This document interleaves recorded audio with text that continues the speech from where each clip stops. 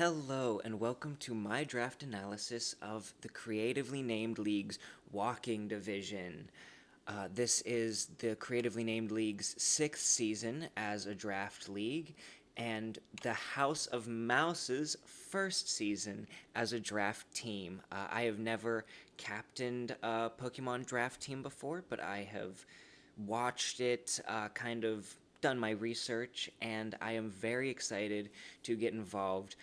This is my hand drawn logo for the House of Mouse.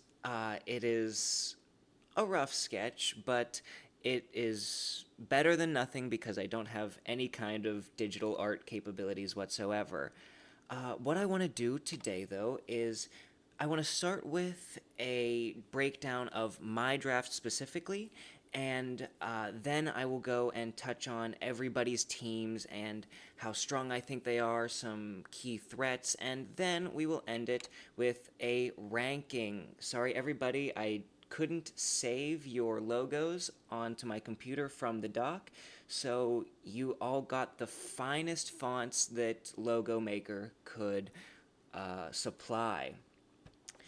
And if you don't understand what a draft league is, there are plenty of Pokemon to pick from that all cost a certain amount of points, and we all had a budget. And we did a snake type draft, so Talvaka and the Carolina Panchams went first, and then we went all the way down the line, and then the Ohio Honchcrows, and captained by the Gaming Geklo, got their pick of Gliscor, and then they got to pick again, picked Ogerpon Heartflame, and then it goes back around. As you can see, we, the House of Mouse, were third overall, and we got a pretty crazy team, in my opinion. So unfortunately, we don't have a picture of it here. I will try and zoom in on it a little bit, or maybe not. But we got Gouging Fire. Gouging Fire is the new Paradox form of Entei, um, and it is insanely strong. So, of course, we had to take it round one with its Fire Dragon typing. It is a dragon type that isn't weak to fairies, so that's phenomenal. Insane bulk, 121 defense, 105 HP, and a acceptable 93 special defense. Uh, this is very, very promising. Probably one I'm going to bring to every game. Um, and some interesting things. Obviously, this is not a set I'm going to use, just some niche things that aren't, the classic Dragon Dance, Heat Crash, Burning Bulwark stuff. Earthquake, great ground coverage, especially as we will cover later. No ground types, so something I'm a little lacking in, but we've got the Earthquake for ground coverage coming off of 115 attack, especially if we slap a booster energy and bump the attack on there. That will hit incredibly hard. We've also got Dragon Tail for phasing. I really don't want to be stopped by setup, and Dragon Tail will be great for switching those kind of Pokemon out. Temper Flare, an interesting stab move. It is the new fire type Stomping Tantrum. I like it as a way to basically guarantee that maybe if I'm running a protect move and I go for a double protect, if I fail, then I have a 150 base power stab move to fire off the next turn. And also, I thought Fire Spin was a little interesting. We can see later I have some opportunities for kind of vaguely stall-like strategies, and Fire Spin with its trapping and passive damage is a nice little tech move that I would like to try and throw in at some point. Round two, somehow it came all the way back around, and Enamorous Incarnate came to us. And I am a big fan of this thing because it has Contrary. Contrary is one of my favorite abilities in Pokemon, and unfortunately, I wish that it had Leaf Storm or Oof, if they gave it Fleur Cannon, but that might be a little bit radical red of me, a little bit getting too crazy with it. But Superpower does just fine. Once again, 115 attack. Um, Gouging Fire is supposed to be offensively incredible. Enamorous hits just as hard. And Superpower will boost that attack and defense every time we use it. Healing Wish, also an interesting option. As, Enamorous, not particularly slow. So, against something perhaps slower than us, we can pop a Healing Wish at low health and bring somebody else back in at full. Also, Alluring Voice, as I said, I don't want to get run over by setup, and Alluring Voice is a great setup counter, especially if it's physical setup. It confuses if the target had its stats boosted, so if you're swords dancing, this is basically, kind of a damaging swagger. Um, and something I think is interesting, Misty Explosion, not something I expect to be able to use, but in the off chance that maybe Galarian Wheezing comes along somewhere, I know that I believe Talvaka picked that one up.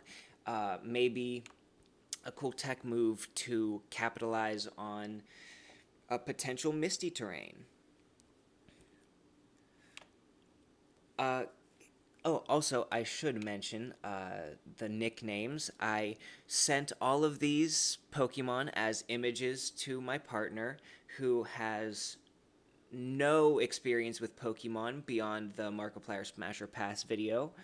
Uh, and they were kind enough to reply with names of all of them. So our Gouging Fire this season is Titanus, King of Clouds. And our Enamorous is Miss Girl, Miss Thing. And that brings us to our Cinderace, Kick McButts.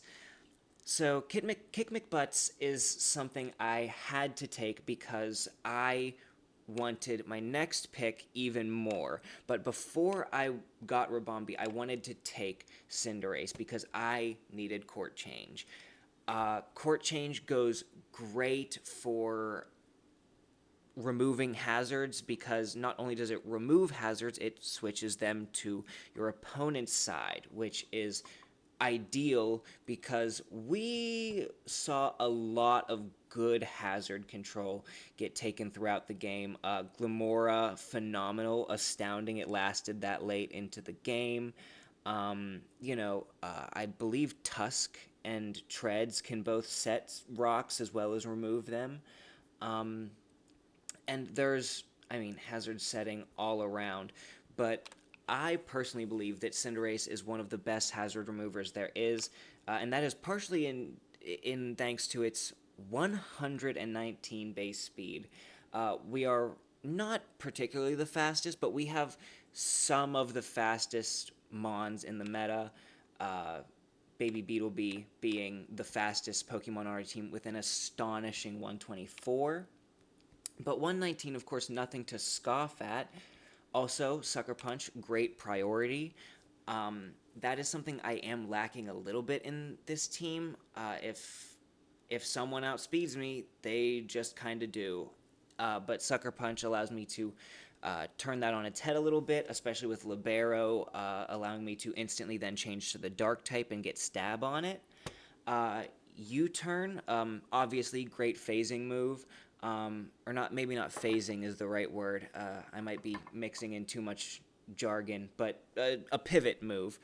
And of course, Double Kick is something I think is interesting. I'm a little scared of Sash, though one of our members later is phenomenal at dealing with Sashes, but we'll get to that later. But I just thought Double Kick could be something interesting, once again, as a tech move that I throw on somewhere along the line. And also, beyond just the phenomenal move pool, 116 attack and 119 speed, we can just run this like boom, boom, Pyro Ball instead, and then that's effectively functional. So yeah, big fan of Cinderace, especially if we slap heavy-duty boots on there. Oh dang, I gotta stop revealing the secret text. Anyways, that brings us to Baby Beetlebee, the Rabombi. Now, Rabombi is a bug fairy type, which, bug, a little weak, fairy, much, much stronger. And with a decent 95 special attack and 124 speed, we will have plenty of time to get off very powerful moon blasts, especially if we pair that with the quiver dance. But unfortunately, Rabombi's a little bit frailer, so I've come up with some other text that I would like to show and hopefully include later in the game. Shield Dust, not affected by secondary effects of other Pokemon's attacks, so that allows us to counter, any move that also comes with a status, any move that also comes with a flinch, immediately negated. Also, sticky webs on a 124 base Pokemon. I mentioned that we're pretty fast, but not necessarily the fastest. There are plenty of Mons in the meta that outspeed our whole team. And that is where the sticky webs come in, because sticky webs are a hazard that sits on the opponent's side that drops the opponent's speed by one stage on a switch in, effectively giving them a 1/3 stat drop. And that is enough for our Enamorous, our maybe after a Dragon Dance, or even, 91 base speed is nothing to scoff at. Even our Gouging Fire, our Miss Magius that we'll show later, our Chinchino that I'm very excited to detail for you. Sticky Webs just enables so many of those Pokemon that are almost as fast as they need to be plenty as fast as they need to be. Also, some more text. Psychic Noise is a new move that came with the Indigo Disc, and it is a damaging heal block. Something I think could be interesting. Now, that could be for something like Rillaboom to stop grassy terrain leftovers, or really, leftovers are so popular. I'm sure that somewhere we will find a Stallmon that Psychic Noise helps us out against. I've heard a lot of smack talk against Psychic Noise. It doesn't do enough. 2 turns isn't enough. I say two turns of leftovers removed on a stall Pokemon is good enough. Also, Switcheroo on 124 base speed. We give this thing Choice Specs. Now this Moonblast hits insanely hard, or if we come out against a physical attacker, we switcheroo them, and now they are stuck clicking whatever move they clicked first, and with effectively no benefit, because Choice Specs benefits specifically the special. And I believe that lets us move on to our Miss Magius Skooks Capely. It was originally Spooks Capely, but I mistyped it and realized it was a palindrome, so I left it. That is not supposed to be there anymore. We did not spend our points on being able to terrestrialize Miss Magius, and that is because this is a low-tier Terra draft league, so only Pokemon worth 9 points and under could Terra, and we had 15 points to spend on Terra Captains. And you can see here Miss Magius is 8 points, but also later we'll see Glastrier is 8 points, and Chinchino is 7, and those are going to be our Terra Captains, giving us our max of 15. Unfortunately, it didn't let us Terra Miss Magius, which I would have loved to do. It's got insane coverage, and really just, I think these are perfectly passable stats for what Miss Magius wants to do. 105 speed, fast enough. 105 special attack, hits hard enough. Dazzling Gleam, Energy Ball, Burning Jealousy. I could scroll and probably find a move of every type on this list. And also, something I think is interesting, Skill Swap Levitate may not sound great, but once again, we don't have any actual ground types. So, if we skill swap a Levitate onto a Guts Pokemon, or if we're fast enough to get it onto a Moxie Pokemon, that could be big because we're not really focused on hitting things with ground moves too much. And once again, that 105 base speed, not the fastest thing in the world, but faster than plenty of Pokemon. Also, Ghost type with Levitate, fighting immune, normal immune, ground immune. Just in general, despite this 60 here, which, unfortunate physical bulk, but 3 immunities to some of the more commonly physical type moves, I'll take it every day of the week. And that brings us to Snelly Bish, the Tentacruel. And I was so excited to pick this up, if I'm not mistaken, as my round 6 pick. Yeah, my round 6 pick, and that is because it is a grounded poison type. And for anyone that doesn't play Pokemon enough to know this, poison types, when they switch in, instantly remove toxic spikes. And toxic spikes are a huge threat. I don't really have much recovery. I'll talk about it at the end. This is kind of a largely offensive team. I don't really have much bulk. So toxic can really wear us down. And we can't really return it. So having a Pokemon that can just come in and instantly remove toxic spikes, no move needed, great. Also, phenomenal bulk, 120 special defense, a great complement to Gouging Fire, which is more defensive on the physical side. 80 HP, 65 defense is, okay.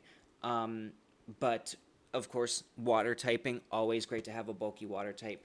And it also gets rapid spin. So it is a grounded poison rapid spinner. So what that means is I can switch in on a full suite of hazards. Let's say someone stacked 3 layers of spikes against me, stealth rocks, sticky webs, and toxic spikes. I switch in with heavy duty boots, the toxic spikes immediately go away. So worst case scenario, my Pokemon are coming in, taking some damage and slowing down. Then I click a rapid spin once, every single hazard is gone.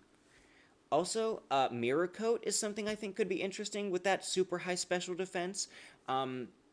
I think that maybe I could invest fully in defense to make it more worth it to hit me on the special side, and then with that naturally high special bulk, pack some pretty powerful Mirror Coats with the moves I can take and then counter in return, because Mirror Coat is, of course, a special counter, returning for double damage. Haze, it keeps coming back to it. I refuse to be swept by setup. This Pokemon with Haze removes all stat changes from the field. I don't care if you're +6 in every single stat. If I go full bulk, you're probably not killing me in one shot, and Haze makes it go away. And Ice Beam, I think, is interesting. Eventually, I did pick up Glastrier as my Ice type, and then later Alolan Vulpix, which I'll touch on a little bit later. You'll notice it is only worth 1 point, but there's a reason I got it. There's a reason. But I think just in general, having a little bit more ice coverage is good, especially on Pokemon that don't have to be ice types, because ice types are unfortunately bad. But our ice type doesn't have to be one. We'll get to that later, though. And Clear Body is... I specifically said Clear Body. All of Tentacruel's abilities are good. And Rain Dish, we don't have any rain capabilities, but maybe if we think we're going up against a rain team, that can be helpful. So... still might have a niche use 1 week or another. And Liquid Ooze, there's Drain Punches running around. Someone drafted Iron Hands. Annihilate went round 1. A Poison type Liquid Ooze, maybe I don't know. I could even slap a Rocky Helmet on that thing. you don't want to be drain punching that, which is great, because once again, I don't want you to drain punch either of my normal type or my ice type Terra captains. So taking that drain punch is great, and clear body, preventing other Pokemon from lowering stat changes. 80 special attack is serviceable, and if I'm not mistaken, we don't get Scald anymore. We don't get Scald anymore. That makes it a little different. Surf's good enough. 90 base power. Sludge Wave 95. Weather Ball is interesting because that allows some different coverage against the weather teams that are running around. We'll get into that in the full draft analysis. Some people got some decent weather cores. Yeah, sorry, a little bit of live theory crafting. And that will bring us to our first Terra Captain, the Majestic F, the Cinccino. Now, you already know what Cinccino does. Skill Link, Rock Blast, Bullet Seed, Tail Slap. Granted, 85 base accuracy, not base accuracy, 85 accuracy, not my favorite, but if it's hitting 5 times, that's 125 base power stab move, and if I run Terra Stellar on this thing, which we'll get into in a little bit, that gets even stronger. Triple Axle, a great coverage move. Once again, lot of 90 accuracies, which I don't love to see, and I should mention I have notoriously bad luck in Pokemon matches. I've got straight up Aaron Zhang missing 3 straight Will-O-Wisps luck, but I'm just gonna hope that doesn't happen.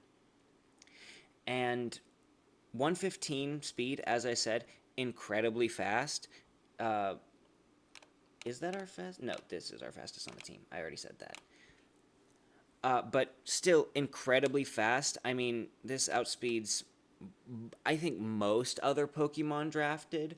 There were some notably fast and notably strong Pokemon left out of the draft. And also, 95 attack, much better. I'm so sorry, Mousehold, my beloved. We did not draft the team mascot, the Mousehold, for which we are named. I'm so sorry. But it just, the 75 base attack and the kind of reliance on Tidy Up, and it doesn't have enough bulk to justify using it over Cinccino, which just is faster and hits harder. And you don't really need the bulk anyways. You're not taking hits. You're trying to mow down teams with as many seeds or rocks flung at them as quickly as possible. So we went with the Cinccino, and I am happy with our choice. I think he is precious, and he will certainly put in work this season. And also, as I said, our Terra Captain, our Terra Captains have to have one of their stab types, so same type attack bonus, one of their typings, one, I was about to go into more rules, but no, and then just 2 of any other type. So what we chose was normal, obviously. Cinccino is a mono normal type, unfortunately, but Terra Normal, Skill Link, Tail Slap, or even better, Terra Normal Technician Tail Slap. Technician boosts moves of 60 base power or less, and that applies to every hit of multi-hit moves.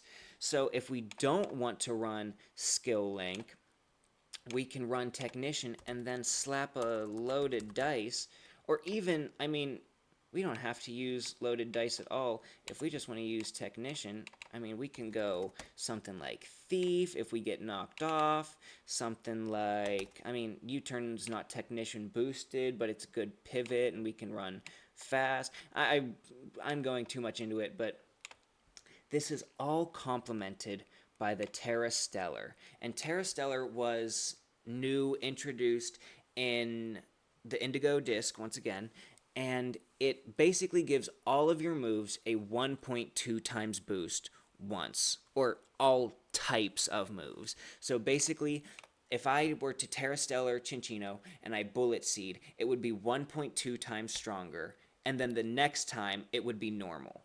But then if I use Triple Axle next time, it would also be 1.2 times stronger. So it's a little bit of a versatility Terra. Most Pokemon can't use it well, but I think if anything can, it's probably the multi-hit coverage king, Cinccino.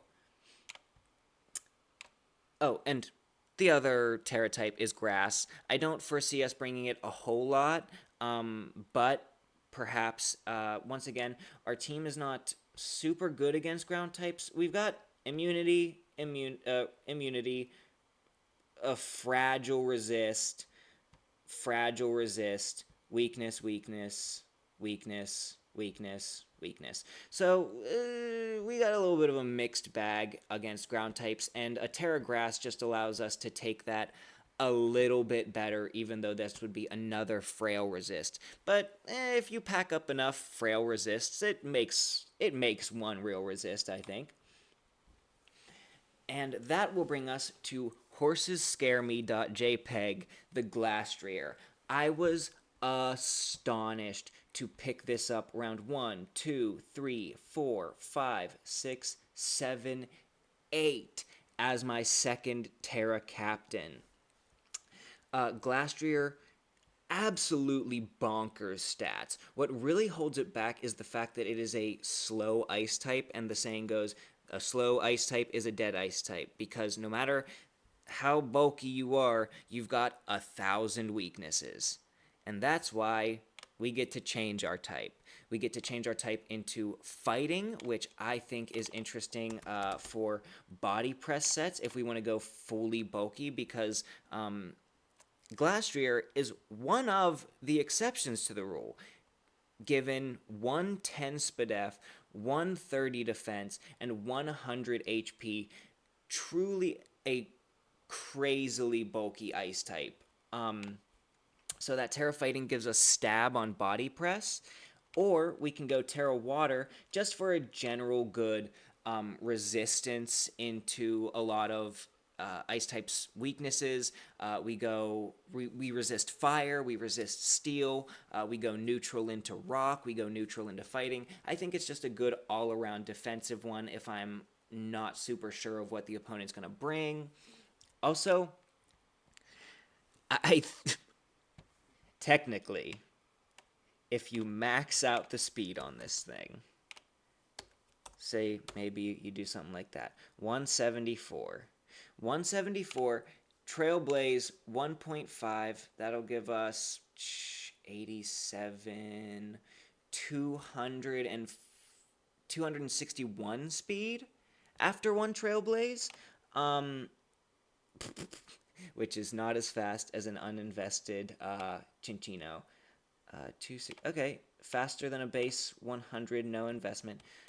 It's not good, but it could be funny against a team with notably slow Pokemon. Or maybe like an end game scenario. Also, Snarl, the defense is slightly better than the special defense in this case, and Snarl just shores up that special defense because it drops the foe's special attack by 1 when it hits, which is 95% of the time. I'm staring down so many numbers that are not 100% in this, and I don't know how much of a fan of it I am, because in one game it might not be bad, but I'm worried about what happens over the course of the whole season. But anyways, Snowscape. I already have a weather setter. That's why I picked the 1-point Vulpix Alolan form.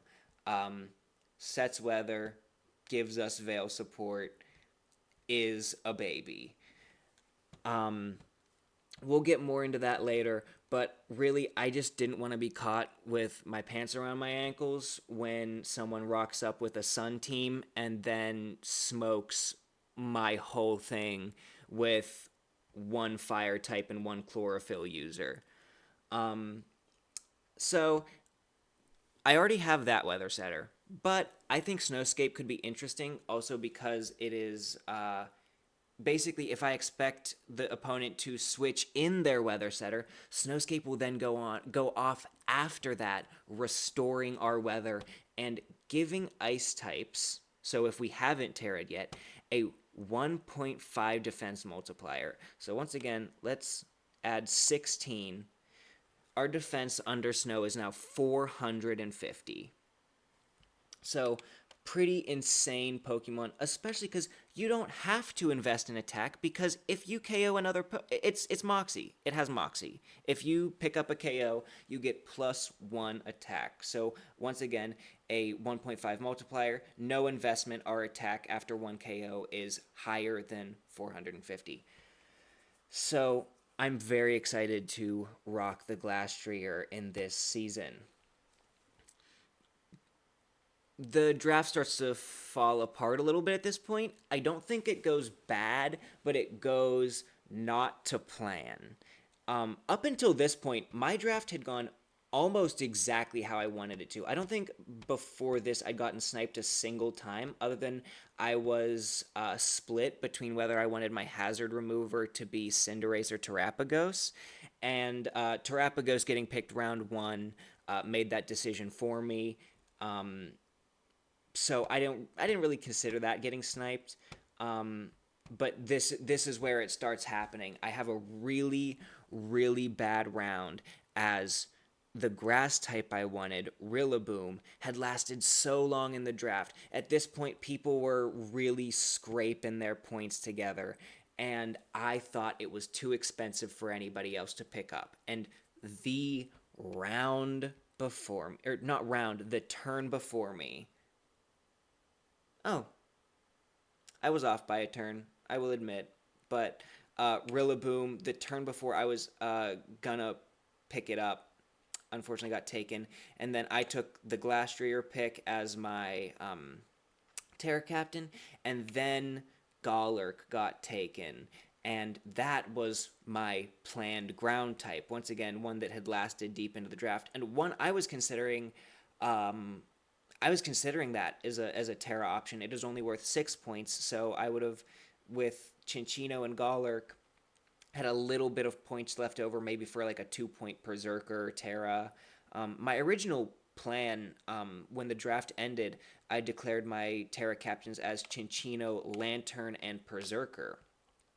But I thought Lantern, despite the fact that Volt Absorb, Water Absorb, and I had Terra Flying for the ground moves and Terra Water for electric moves, um, I thought that I could just go or was it Terra Water? I had Terra Water, Terra Flying, and I had Terra Ground.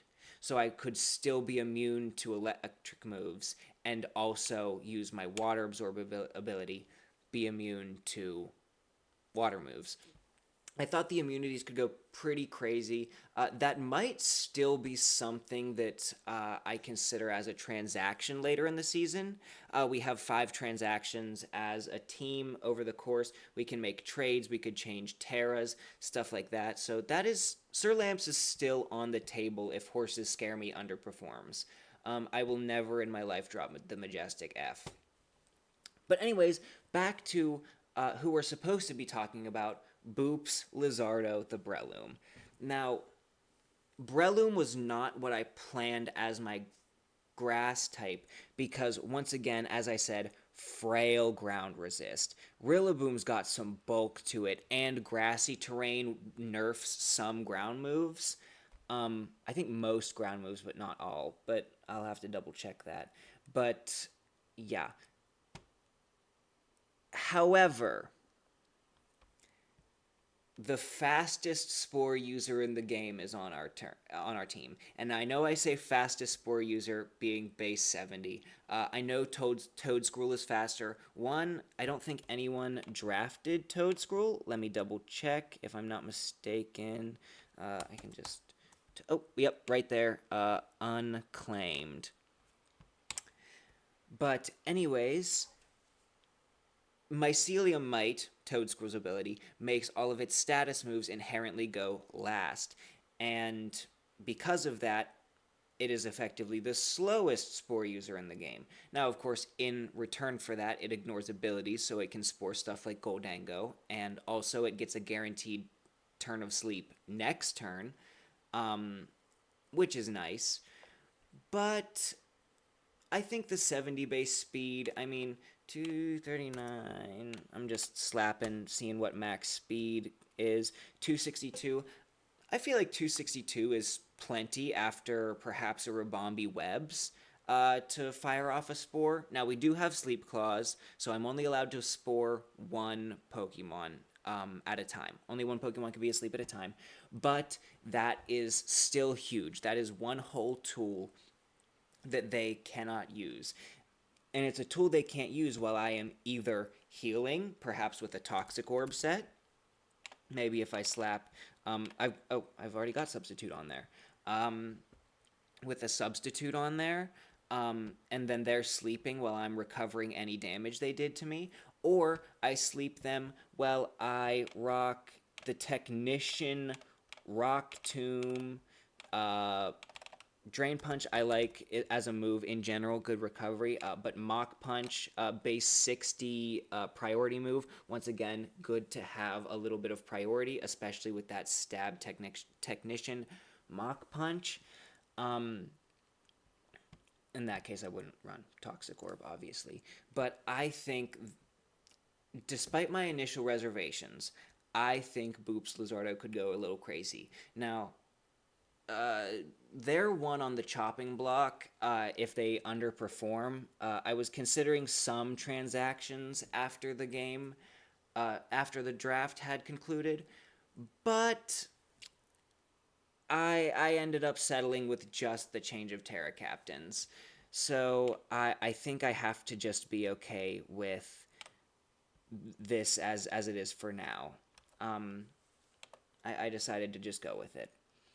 And that brings us to Sir Lamps. Once again, the original plan was as a perhaps Terra Captain with just super variable immunities, but now it is just a great switch into water types, which I don't have any super great resists. Snellybish, phenomenal water resist. Most water moves, most water threats are special. Urshifu is banned in this league. But neutral, weak, neutral. We really don't have any good resists. Sorry, Breloom, you still die in typically one hit. And I don't want to always Terra my Glastrier water to solve the water type issue. So water absorb, volt absorb, because also, once again, no ground types, no electric immunities. So this is just meant to punish maybe electric spam a little bit. Although insanely, I don't think that Raging Bolt was ever taken. It was not. Raging Bolt went round 1 in other divisions of the CNL, and it did not get picked at all. So that is one of the most threatening electric types, in my opinion, out of the way.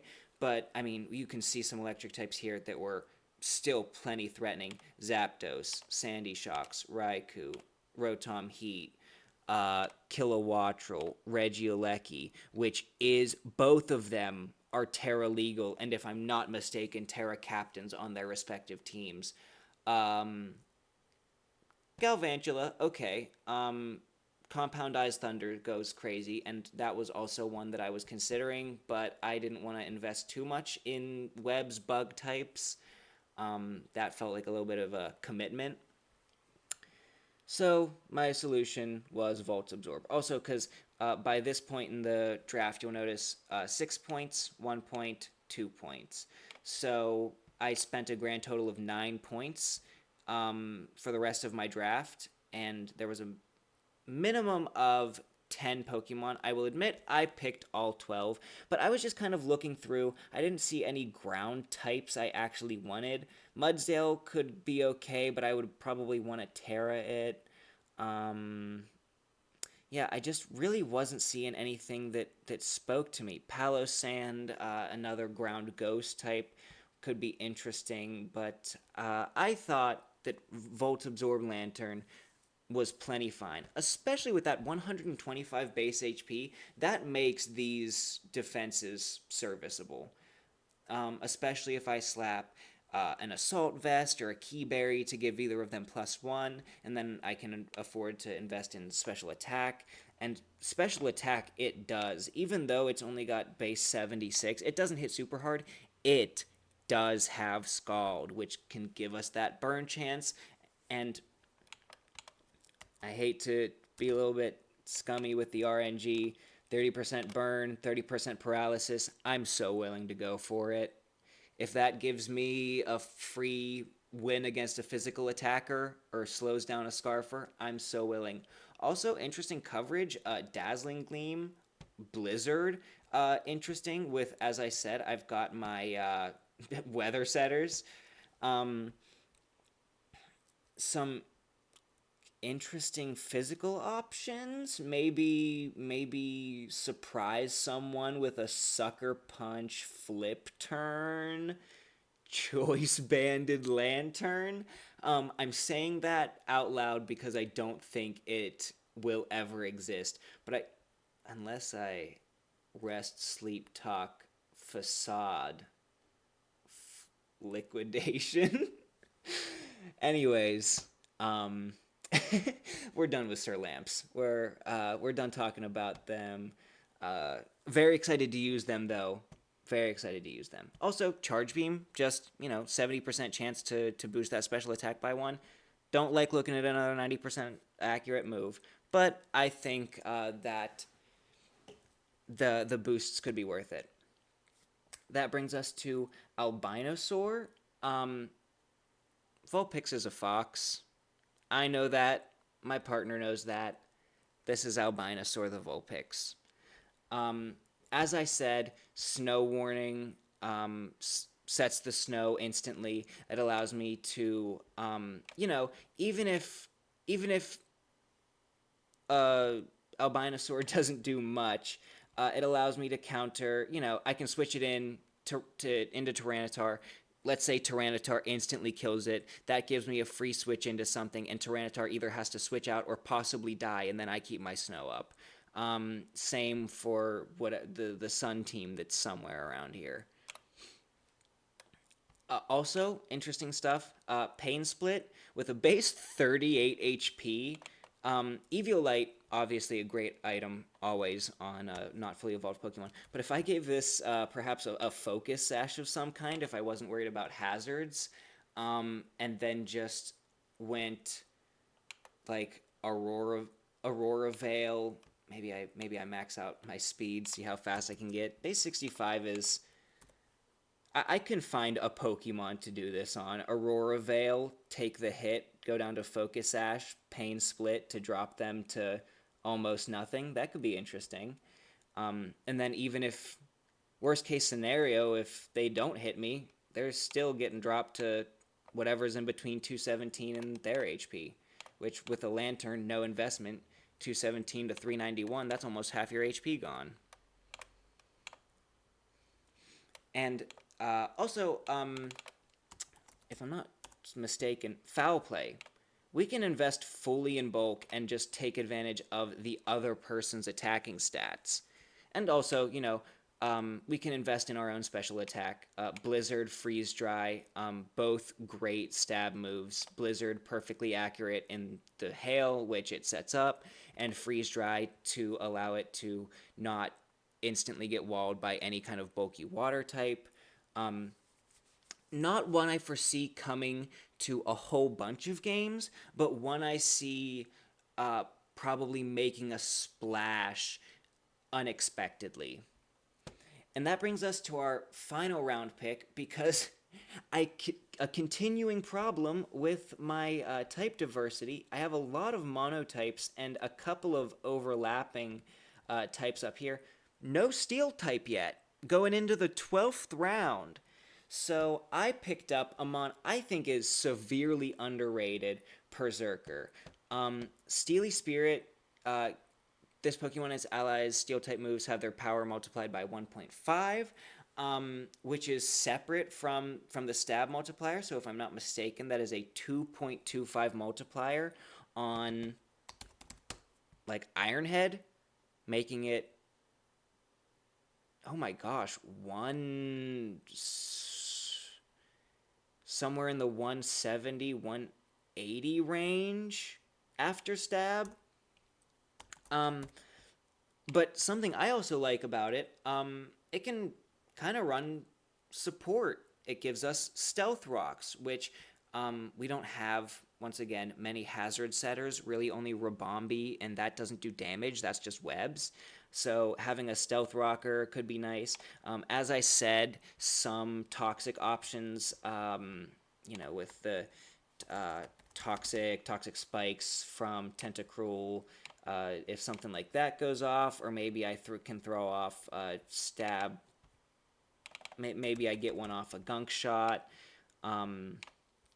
But fake out just gives us an extra turn of chip. I mean, even if something's just burning, that's an extra fake out damage plus 6%. And with Tough Claws, contact moves have their power multiplied by 1.3.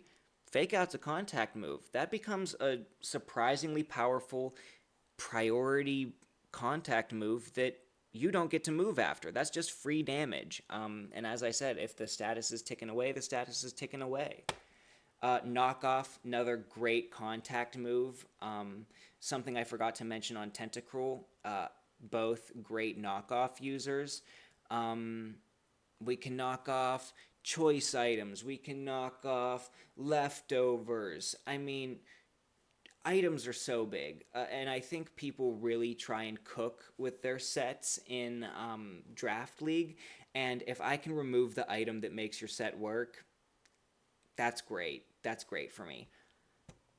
Also, just realistically, 110 base attack.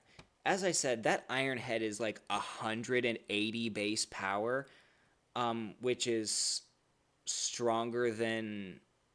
It is 180 base power. Wow, I ended up doing that right. 180 base power steel move is stronger than Gigaton Hammer, and you can keep moving afterwards. And if I'm not mistaken, Tinkaton's attack is way worse.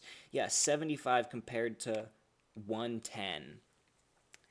So I'm very excited to see if Grimbles the Berserker, also, as I said, originally planned to be a Terra Captain with Terra Ghost and Terra Fighting. I thought that Tough Claws Close Combat could be interesting, and also no one's targeting you with like Fairy or Psychic moves as a Steel type.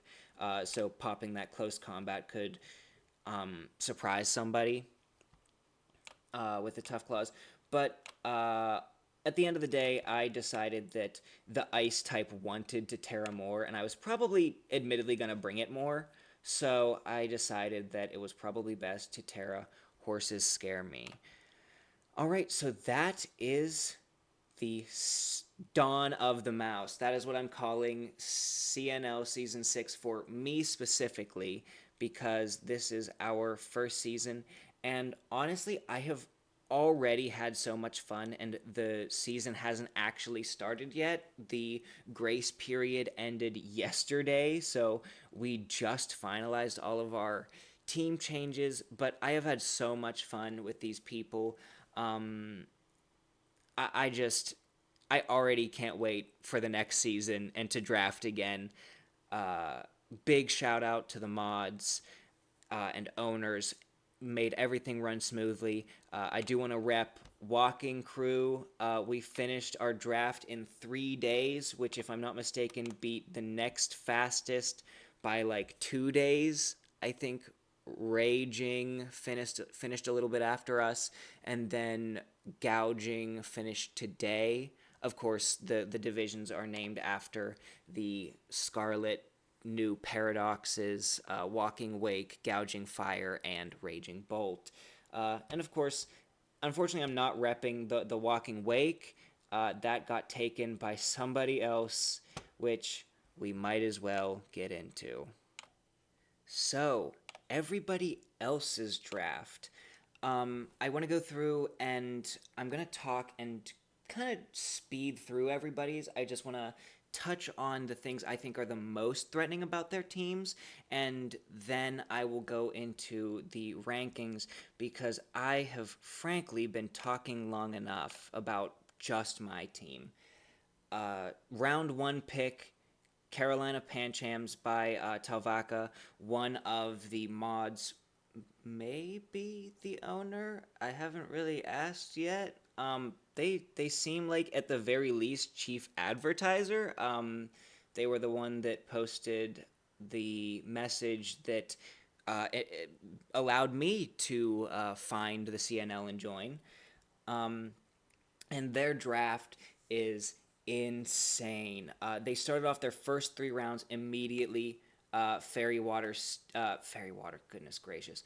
Fairy Steel Dragon Core with Iron Valiant Jirachi Kyurem. Val, obviously, one of the most insane Pokemon in the format. Can run physical, can run special, fairy fighting, insane typing for that offensive coverage. Insanely fast. I don't think I can ever catch this thing if it booster speeds.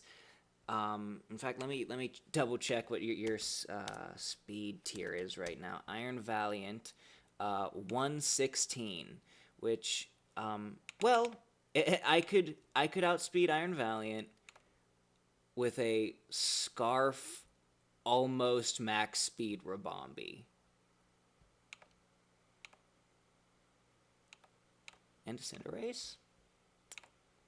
And a Cinderace. Now that's something interesting. Anyways, still insanely fast. As I said, some of my fastest Pokemon have to Scarf up to even have a chance at catching it.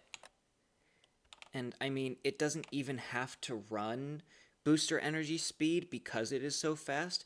A lot of Iron Valiant run choice specs, which is brutal. As I said, we don't have a particularly bulky team. We've got some bulkier members, but yeah, it definitely has a chance, I think, to just kind of run us over if we don't play properly. Also, Jirachi, instantly a great Pokemon. I love running Choice Band Meteor Mash with Serene Grace to boost your attack more often, but I mean, you can just go for a para flinch set with Thunder Wave, Serene Grace, Iron Head. That makes you paralyzed, so you have that chance of not moving, and then you have a 60% flinch chance every turn because you're definitely slower after a paralysis. So that's incredibly scary. Kyurem have been running Specs, Scarf, Ice Dragon, not super fun to deal with for us. Most of our best Dragon responses don't want to take a Specs Ice Beam or, even worse, a Blizzard. I also don't really want to see a Glaciate because, as I said, my Pokemon are almost fast enough, and Webs makes them plenty fast enough.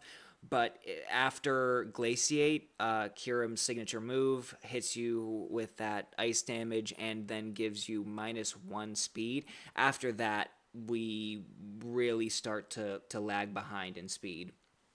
And then the insane Galarian Weezing Rotom Heat defensive core. And really, Galarian Weezing, just on its own, crazy defensive Pokemon.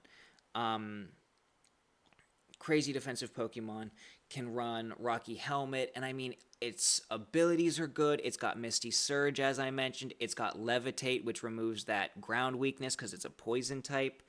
Um, yeah, really good Pokemon all around. Runs some great hazard removal. It's a defogger. Don't want to let that go unnoticed. Um, so they can kind of pretty much guaranteed get stealth rock spikes off the field, stuff like that. Unless they're up against the one team that has Goldengo, and we'll get into that later.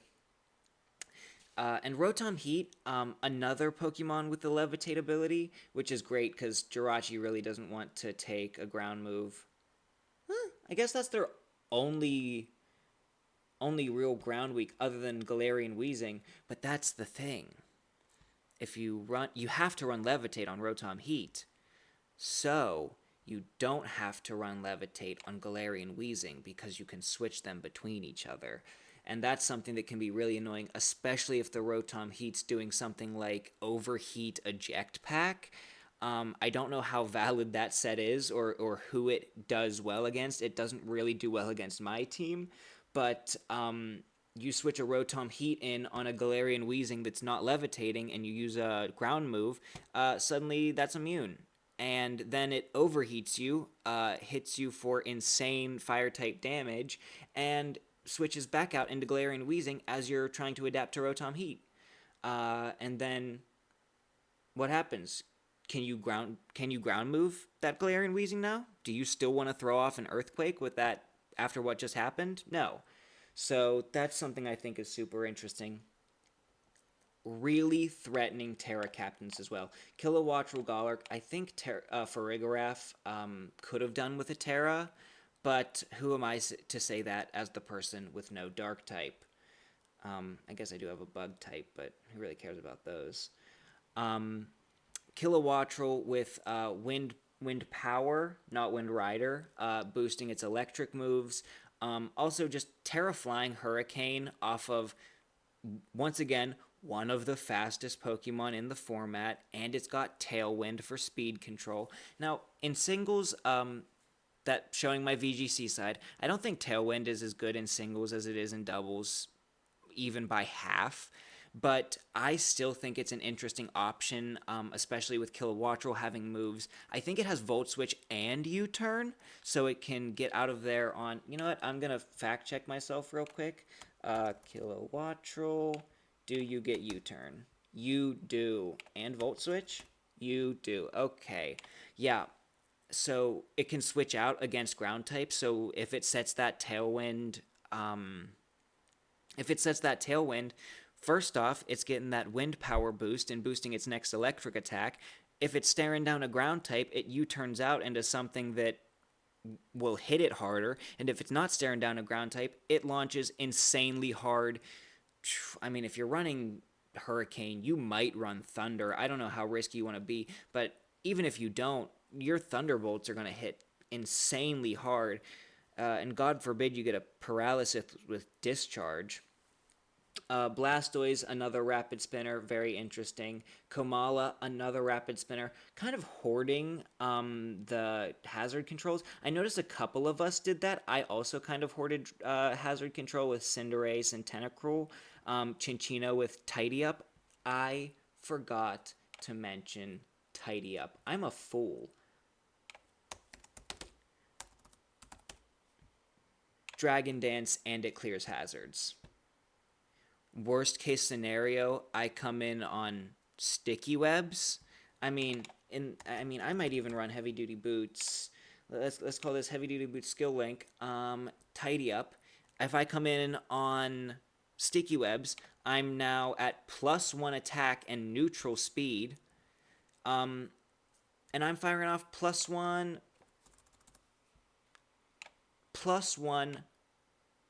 hitting 5 times 125 base power stab moves, possibly off of Terra Stellar, or even better in that case, maybe not better in all cases, Terra Normal.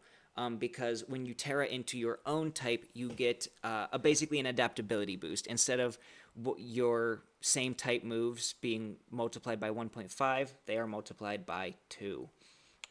So, yeah, Tidy Up, insane move. And once again, one of the reasons I love Mousehold so much, Tidy Up Population Bomb was like crack in Regulation A. Of course, I'm referring to VGC again. I loved Mousehold Annihilate combos, and I'm not sorry. I don't care how evil they were.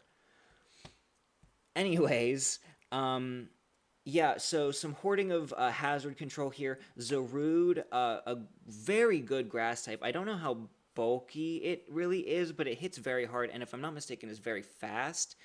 Also, you don't have terrain.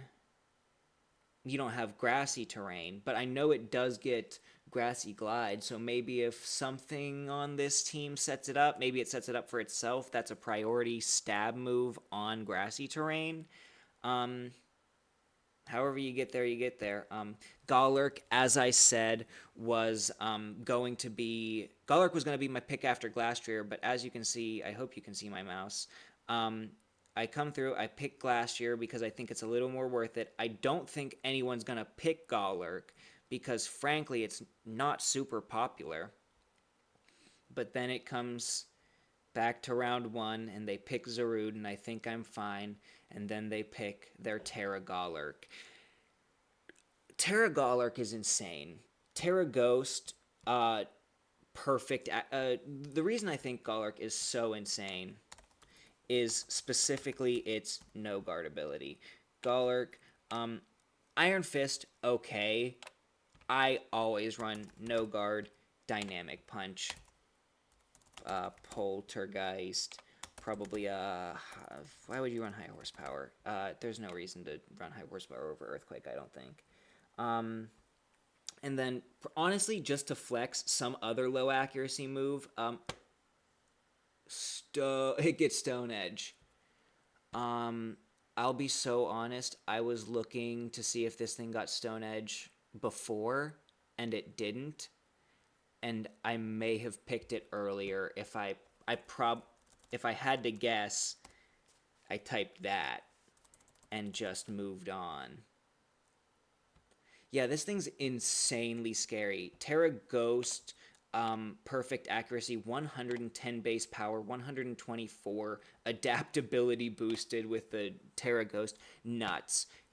Stab on perfect accuracy Dynamic Punch, which is a slightly lower 100 base power, and you're not getting the adaptability boost, but that is a 100 base power move that always confuses the target, and with Terra Fighting, you get Stab. Fighting is a good type, so Golurk, one of the biggest threats on this team outside of, like, the top 3, in my opinion.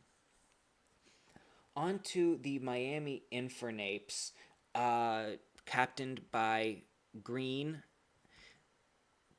Another pretty crazy one. They got Pult. They got Dragapult. Not round 2, pick 2. Iron Valiant, Dragapult both make sense as first picks. Some of the highest point Pokemon in... There they are. Some of the highest point Pokemon available. Sorry for that little bit of jumping around. I forgot where all of my tabs were. And then round 2 Excadrill is interesting. It's a rapid spinner that can also set rocks and hit incredibly hard. Right? You are still a rapid spinner, right? Excadrill. If it lost rapid spin, I'm gonna... Yeah, okay. Sorry, it just felt like Rapid Spin was so much more around last season, same with Defog, and now I doubt myself every time I think someone still has it.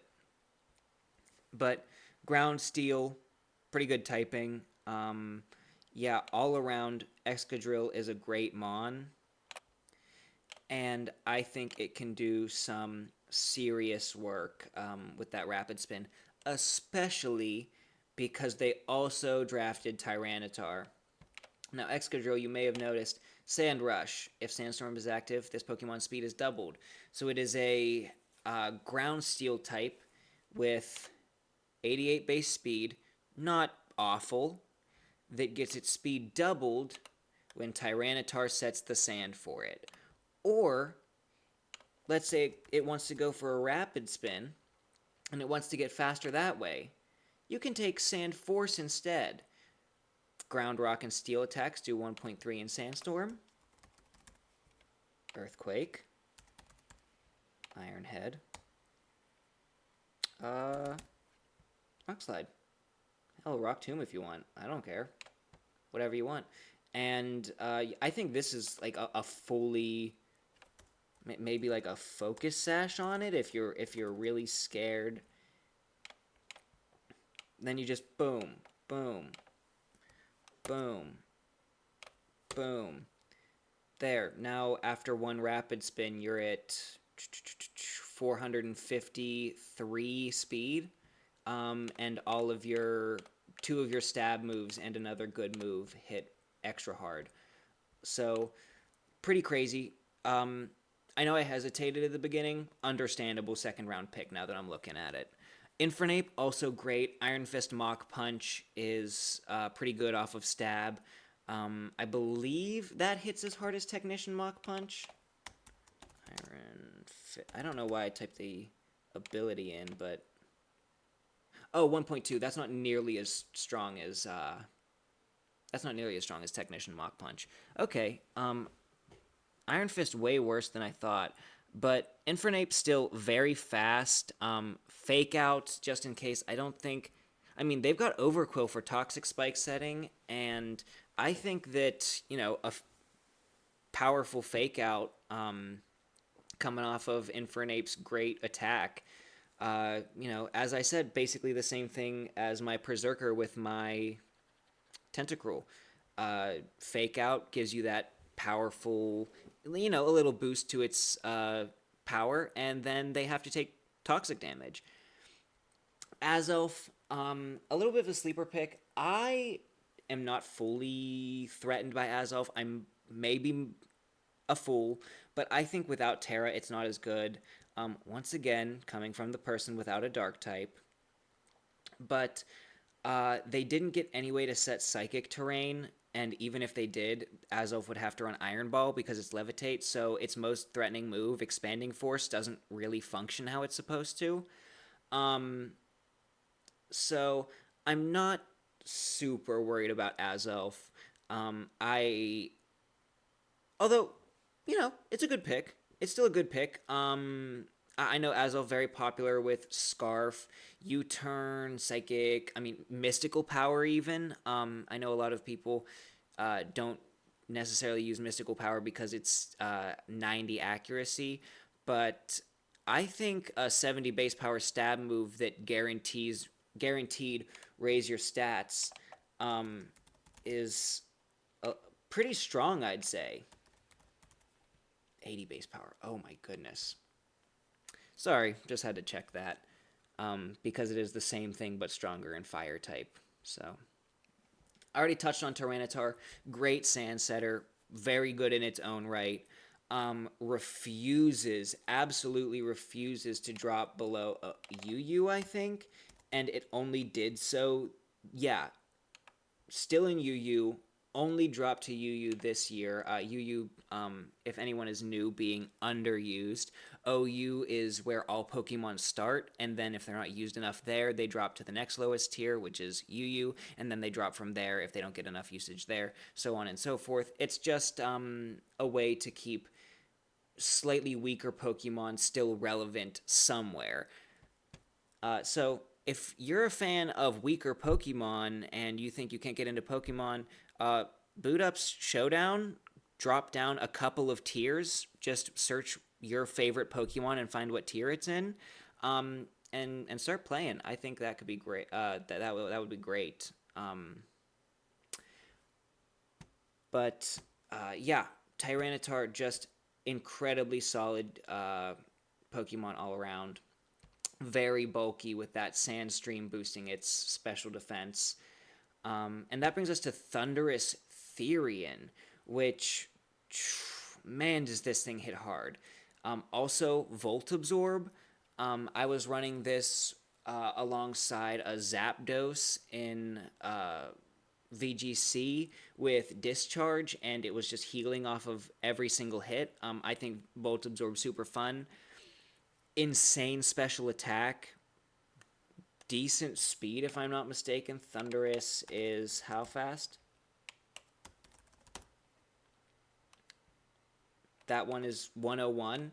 Once again, not the fastest. We can still handle it on our team, but Scarf makes that thing insane. It doesn't need the choice specs to dish out the damage. Speaking of choice specs, please don't use Arboliva Terra Normal Hyper Voice choice specs. It hits so hard for no reason. Why did we leave Arboliva at 4 points, in fact? I think this is a crazy Terra Captain for the value specifically.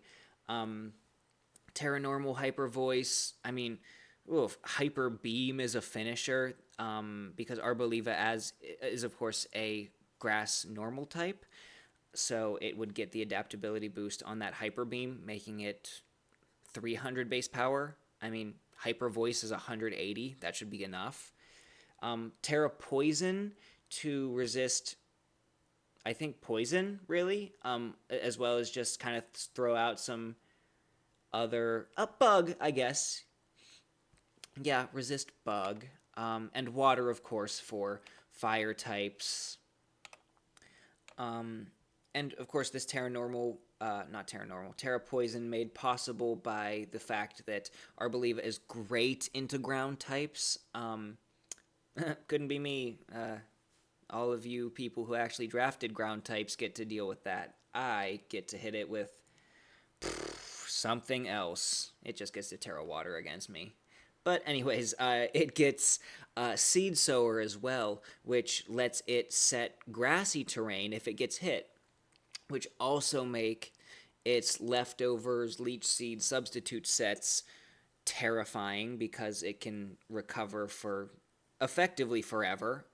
Because when you finally get to hit it again, it will just reset grassy terrain even after it has gone down the first time.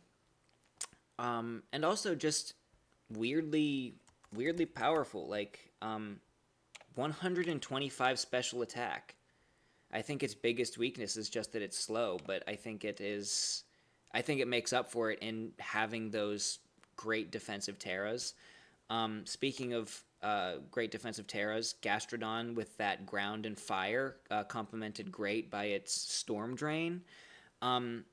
This is a great pick on this team. I mean, they have 3 notably water-weak Pokemon, and water is a very popular type to have, mostly as a defensive type, but there are plenty of good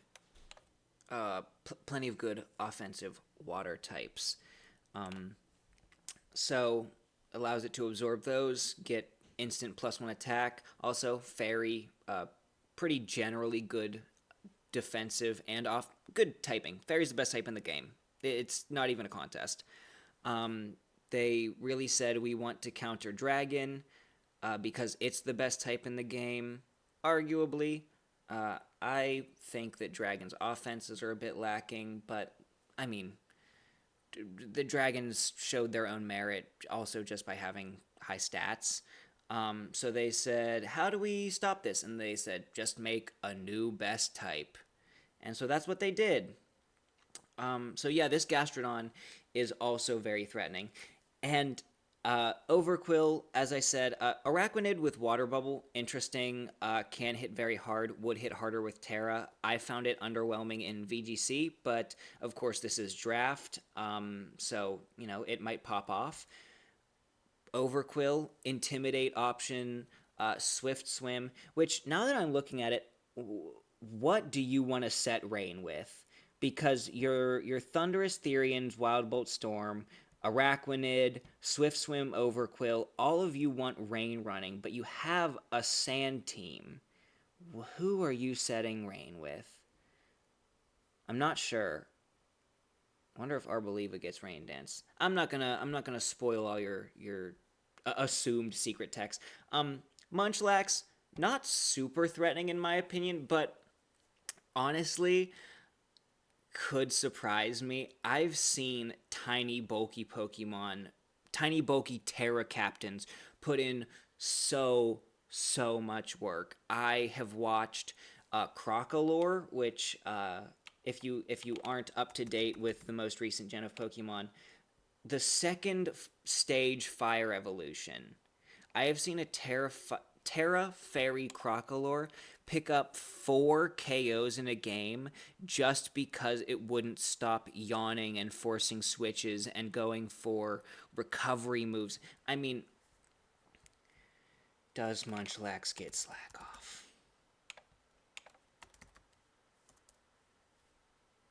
It doesn't. They only gave it to Snorlax. We are safe. But also, Thick Fat, pretty good ability. Gluttony, great ability for a Pokemon as bulky as this, because you slap an Eviolite on this thing and 135 base HP with any defenses goes insane. And that allows you probably to stall things. I haven't really done a lot of research into Munchlax, but as far as I'm aware, it's not the best staller. It's not like Crocolore. So we'll see. We'll see when perhaps we go up against them. Do we face off against the Miami Infernapes? We do. That is our week 7. Okay. I'll do a little study of the schedule after this, but we do go against them. So who knows? Maybe they won't have Munchlax by then if they still have all of their transactions remaining, and maybe it'll get there and I won't prep for it and it will sweep my whole team. Honestly, if I got swept by a Munchlax, I'm not even complaining. That'd be pretty funny. Moving past my team to the 4th pick, the Scarfed Staravias, captained by Volca. Once again, we've got most of our logos up here. Mine's not currently in the dock. Once again, here it is, hand drawn. The Scarf Staravias also do not currently have a logo, but I do want to mention a lot of the logos. I very much appreciate. They're very cute. I appreciate the little bit of extra effort. Now to get into this team, Deoxys Speed and Iron Treads. They're gonna have the hazards they want to be up, and the ones they don't want to be up will not be up. Probably second or third best spinner in the game, and the best hazard setter in the game in Deoxys Speed. Great first round picks. Though I have heard in draft hazard setting matters a little less than you would think it does. But I think good hazard setting is much different than slapping rocks on your team. I think that Rabombi's sticky webs can go far. I think that Deoxys Speed with 1,000 different moves and sets can go far. I think Iron Treads, which, as I mentioned before, I think can set rocks, and then also spin away its own hazards. Great. And then they follow that up with a Primarina. I'm not sure if this is a 3rd round pick to me, but it is very interesting.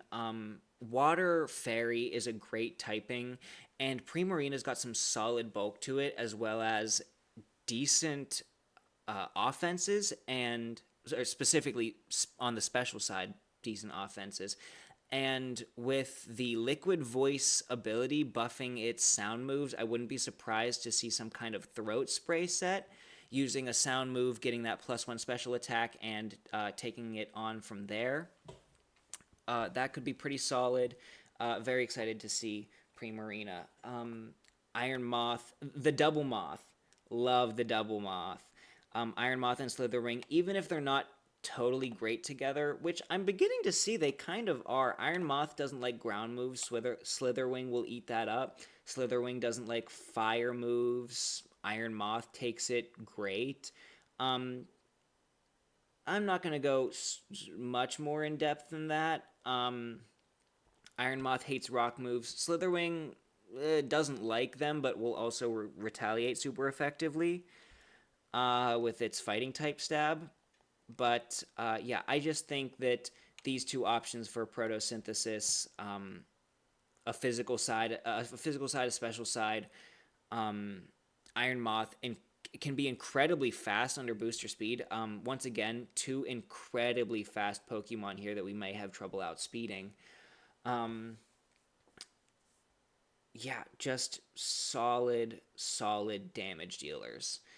Bisharp, okay. Eviolite probably gets better at when with like a low tier Terra type of thing where you can't Terra somebody else, so Terraing Bisharp is good with the Eviolite, but I personally haven't really been threatened by it. The Terra Ghost and Fairy are great. Bisharp, obviously, with its Dark Steel typing, is weak to fighting moves, and with the Ghost and Fairy, it will be immune or resistant, respectively. Um, and that's really all I have to say about it. Defiant is annoying. I will say that any team with Defiant, I hate you, or competitive for that matter. My Rabombi sends its regards and probably will not be seeing you, but might. I don't have to run sticky webs every time. That brings us to Noivern. Um, I mean, it gets Boom Burst. It gets Hurricane. It gets Draco Meteor. It's fast. It's a special attacker. What else is there to say about it? Should I have someone with Ice Shard? Does Glass? There's no way Glastrier gets Ice Shard. Yeah, that's what I thought. They wouldn't give Glastrier priority. Unfortunate, but let's see. 115 base speed. What is Noivern? 123. Okay. Yeah, that is 1 point slower than my fastest Pokemon, and they got it way down here. And it's not even really the fastest Pokemon on their team. Once again, Deoxys speed insanely fast, but that's really all it's super good at. It also can hit okay hard. And Iron Moth needs booster to get really insanely fast, if I'm not mistaken, because it's like kind of diet Flutter Mane. Yeah, 110. So if you don't run booster speed in that case, and if you run booster speed, you can't run as much special attack as you want. But still gets very fast. Rillaboom, as I said, that was the snipe. I wanted Rillaboom coming around in the next round, specifically in this Breloom spot. I had my Glastrier pick lined up, but this is where I started freestyling because I didn't get Rillaboom, and also kind of noticed late in the game I didn't pick a Steel type at all. So this is planned. This was kind of on the fly. I'm still excited about it though. But yeah, this Rillaboom that I wanted, very threatening, obviously. Grassy terrain, grassy glide, I, grassy terrain, grassy glide. That's it. Priority, stab, powerful, boosted by grassy terrain. You throw a band on that thing and it's doing chunks 40 to like resisted Pokemon. Speaking of grass resists, Grafaiai. Grafaiai's got a lot of cool sets. Its Unburden makes it crazy fast once it pops its item. I could see them going with like a air balloon to neutralize that ground weakness.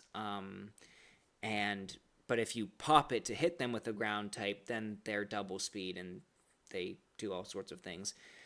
It's also got Prankster, which can do some unsavory things. Grafaiai's move pool for Prankster is, in my opinion, not as good as Grimmsnarl, possibly better than Sableye.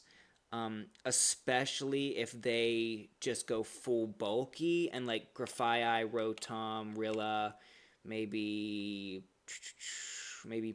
Iron Treads, Primarina, and then they just start prankster toxicking your Pokemon, and then you turning out into resists. Um, yeah, that could be crazy, especially because it can't miss toxic as a poison type. Um, as I said, Rotom, their Terra Captain, um, great Pokemon, electric type with Levitate. Terra Electric gives it that adaptability electric, and with Levitate, it's not ground weak, so no weaknesses effectively. Um, I mean, Ice type, great addition to the electric type coverage. I think Rotom Fridge is bad because it gets Blizzard, but Terra Blast Ice on normal Rotom could go pretty crazy. Um, although I do worry Rotom.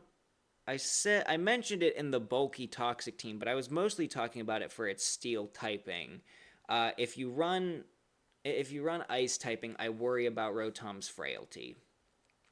Uh, but realistically, Terra Steel, I mean, Ice and Steel share, interestingly, some weaknesses. Kind of making it safe to go for a little bit of a fire move into this Rotom. But ultimately, I still think it's very good. And then their Trumbeak pick. Uh, if you don't remember that Pokemon, it's okay. There's no reason to. It is the second. It's the one that comes before Toucannon, which is just one of the most plain Route 1 birds. Like, it has Skill Link, which is kind of interesting. I mentioned how much I like Skill Link with Chinchino. Um, what multi-hit move? Okay, you get Bullet Seed, you get Rock Blast. Uh-oh. Is there like a... Do you get a... Okay, it seems like that's the extent of their skill link abilities. Um, glad they don't have any like normal. They have Fury Attack, which is just Tail Slap, but like 10 base power worse, which makes it 50 base power worse on a skill link Pokemon. So I'm not super worried about it. Um, Flying Terra, you know, there are only some Pokemon that want to be normal Terra. Um, Terra Flying just gives flying moves that extra punch. Um, Grass, probably, I imagine, for the Bullet Seed boost, and probably Electric Resist as well. Terra Fire, I think, maybe to prevent burns, because this is a pretty physical Pokemon. It has some fire coverage. Flame Charge is interesting. Do you have Technician or just Skill Link? Yeah, just Skill Link. Okay. So definitely, I think it could be interesting, but maybe not threatening is the best word. But I will be watching these replays, and I hope to see Trumbeak do work.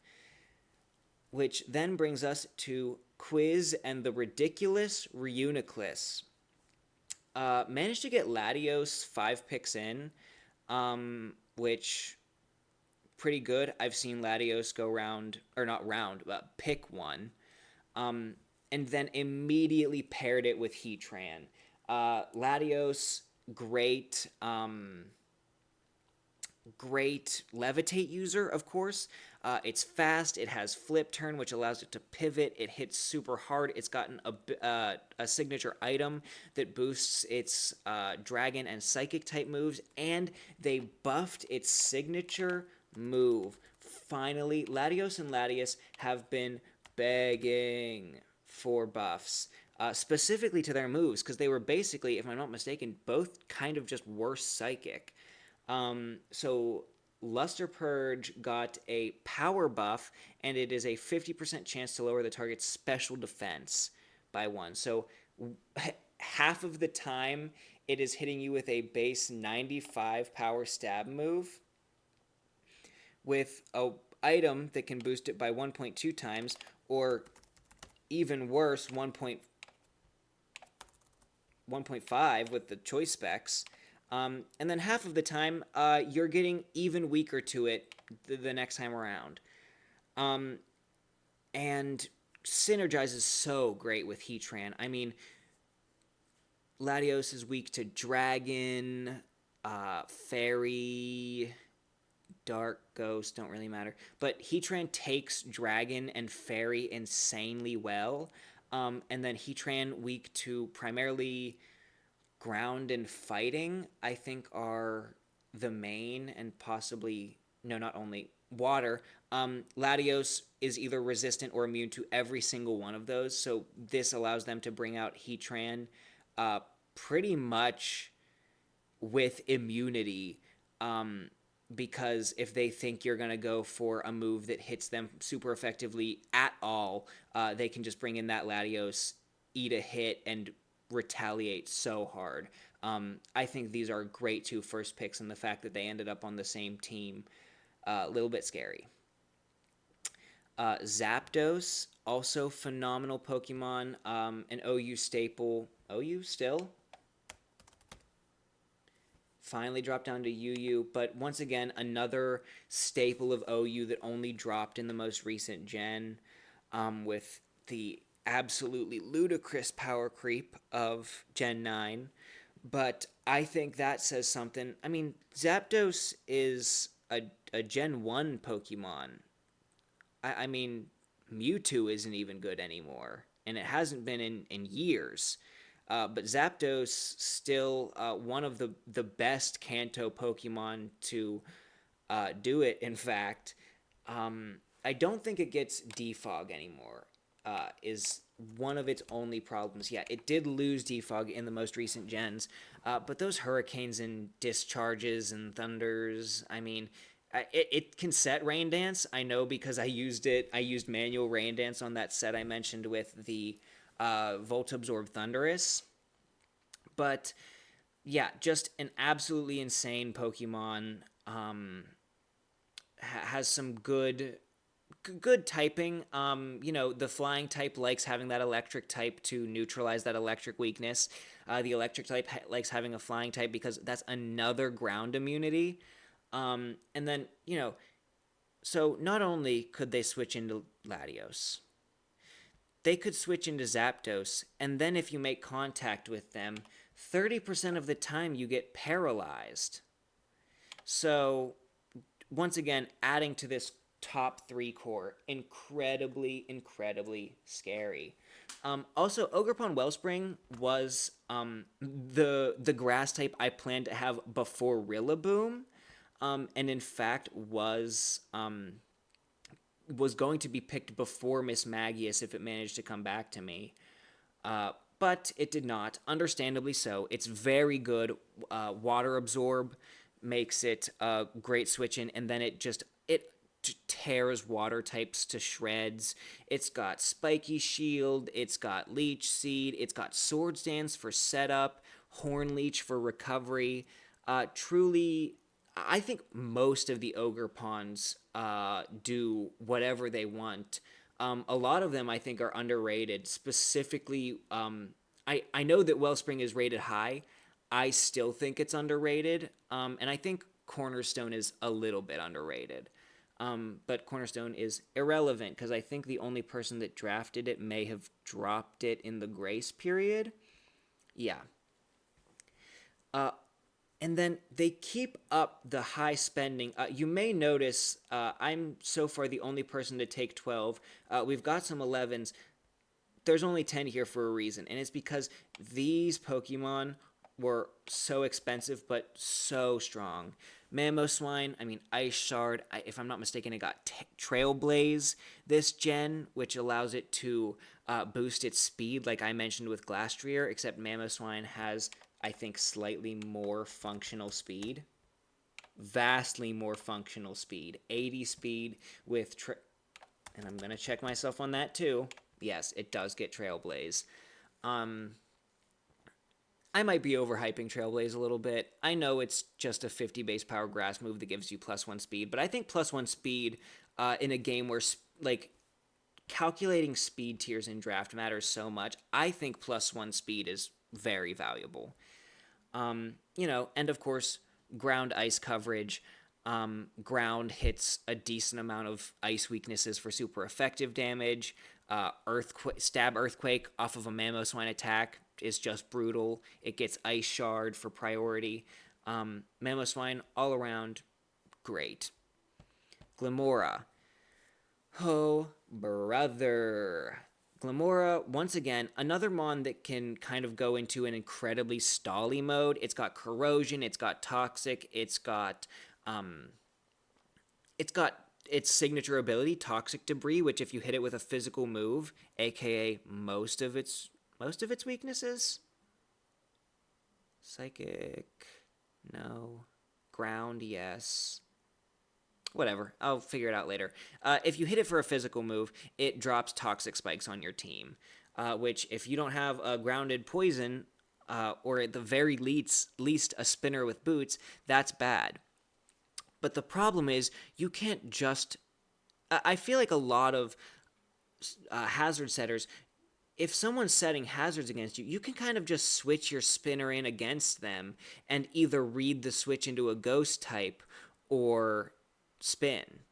Glimora, you can't do that because the second you think you're safe, it'll power herb meteor beam you. It'll get +1 special attack. It hits you with like 130 base power stab special rock move. And then your spinner is probably dead.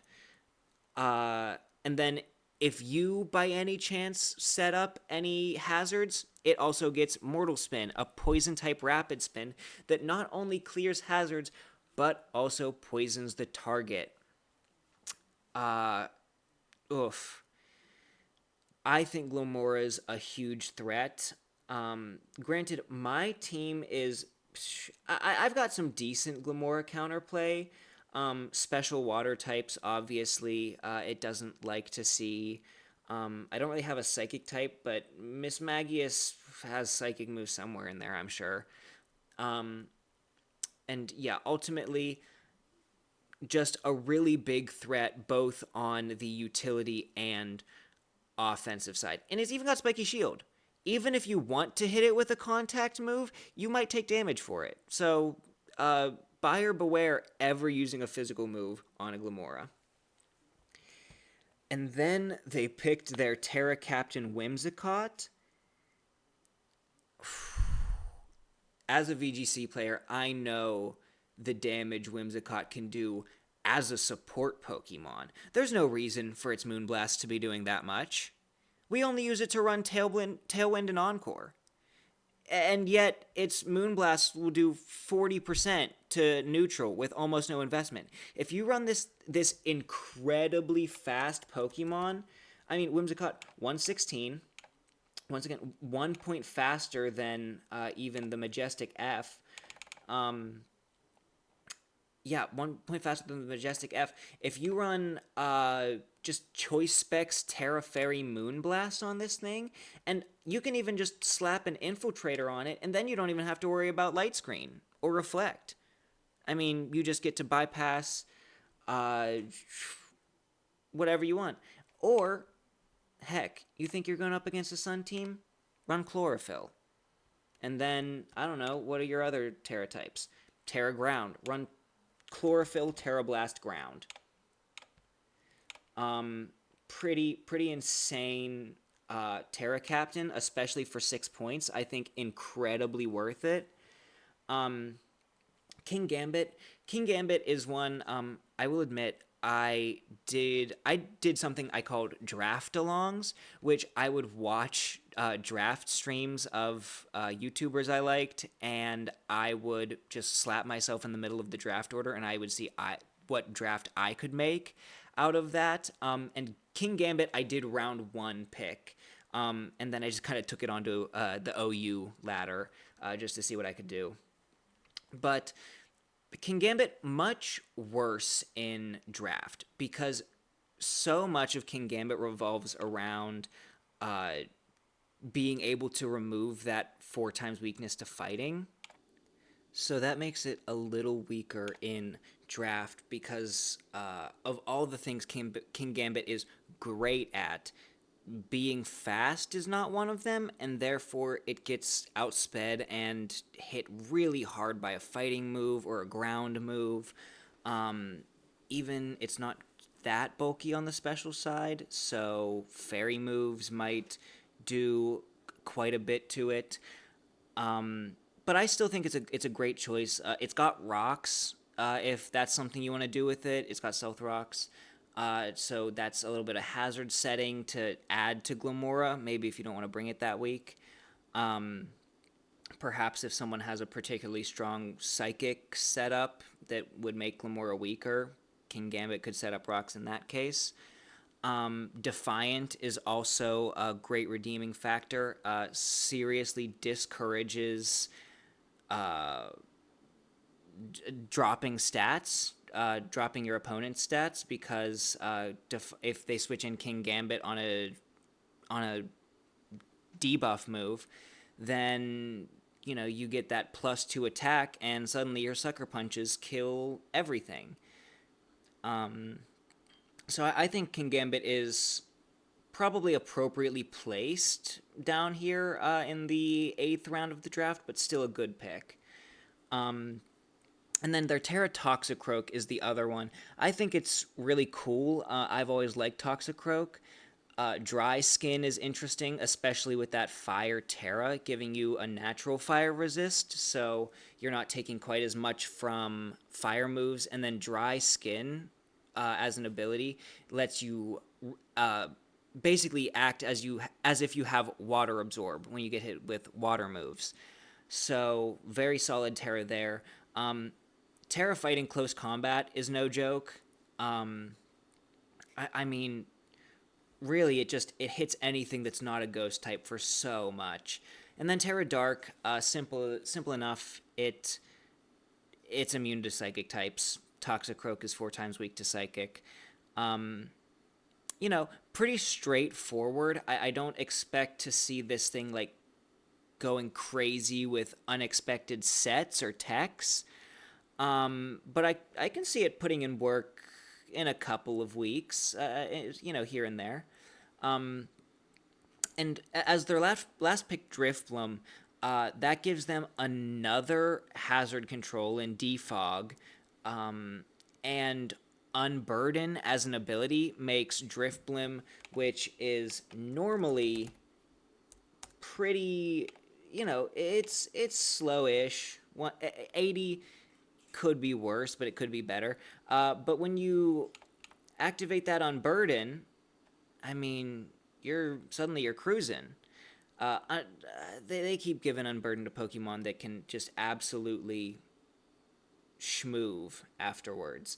I don't mind. I like when Pokemon actually get use out of their abilities. I like when they have synergy. But overall, good Pokemon. Also, just Ghost Flying type. Once again, same immunities as Mismagius, just with Flying type weaknesses. So it's got that immunity to fighting, normal, and ground. Which, coincidentally, fighting and ground, King Gambit's biggest weaknesses. And ground, Glamora's biggest weakness. And ground, Heatran's biggest weakness. So once again, we have another ground immune Pokemon that can just come in for a Pokemon about to take a ground type move and smoke whatever it was in return with, I mean, Drifbloom's so bulky. I know a popular one is Weakness Policy Unburden. So after you get hit with a super effective move with Weakness Policy, your Weakness Policy goes away, and your attack and special attack go up by 2, and effectively doubling them. And your speed is also doubled. By any chance, Stored Power exists. Stored Power is a move that gets 20 extra base power for each of the user's stat boosts. So, aka after a Weakness Policy, that is 1, 2, 3, 4. So 20 plus 80. That's 100 base power psychic move coming off of 90 special attack, and you're probably moving first. I mean, it even doesn't have to run like a crazy unburn. It can go full support. It's got Clear Smog. It's got Curse, Defog, Destiny Bond. I'm going down the alphabet of interesting tech moves. Disable, Baton Pass. We can't use to move stat changes, but we can use to switch, if I'm not mistaken. Calm Mind for setup. Haze if your setup sweeper is a steel type that would be immune to Clear Smog. Drifloom can just do so many different things. I think maybe it wanted to Terra, but I still think that Toxicroak and Whimsicott are good Terra captains. And that is something I want to touch on. Whimsicott and Toxicroak are worth 6 each, making their Terra captains worth a total of 12. Most other people absolutely maxed out their Terra points at. I think everyone else maxed out their Terra points at 15. So maybe a little weaker Terra captains, but realistically, I think that this Whimsicott is enough to redeem it. On to the Las Vegas Corviknights, coached by Mud. Great Tusk. What is there to say about Great Tusk that hasn't already been said? It got a case for the best Pokemon in OU. It's probably the best rapid spinner in the game. We have yet to see if it's been unseated by not Ogerpon, goodness gracious, Terrapagos, which Terrapagos was banned to Ubers. Yeah, Terrapagos went Ubers because it was ridiculous with Terra. Lost my tabs again. Yeah, so best spinner in OU. Ground and fighting, great coverage. It has Supercell Slam now, if I'm not mistaken, which is terrifying. Great Tusk, Supercell Slam. Yeah, electric coverage for the flying types. I mean, it's got Ice Spinner for terrain. Great Tusk does anything you want and more, and that's regardless whether it has Assault Vest, Booster Energy, Heavy Duty Boots, Choice Scarf. It's so adaptable and so strong in any position. As for Galarian Slowking, phenomenal Pivotmon. It's got Regenerator, which means that every time it switches out, it gets 33% of its health back. And that's a lot with the bulk it has. Also, Psychic Poison typing, interesting. I think it's good. Maybe a little offensively lacking with Steel and Dark types being such a priority, notably Steel types. But it's also got a negative priority pivot move in Chilly Reception, and what that lets it do is switch out specifically at the end of a turn, which is great because that means whatever it's bringing in, like a Baxcalibur in Snow, is coming in completely for free.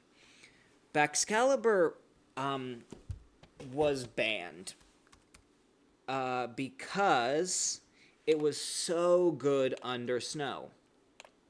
You slap an Ice Body on this thing. If Snow is active, it heals 1/16 of its max HP each turn, so that gives it recovery. I mean, it's got Sword Stance. People were giving it Loaded Dice, Scale Shot. Loaded Dice makes your multi-hit moves hit either 4 or 5 times instead of the almost always 2 or 3 times.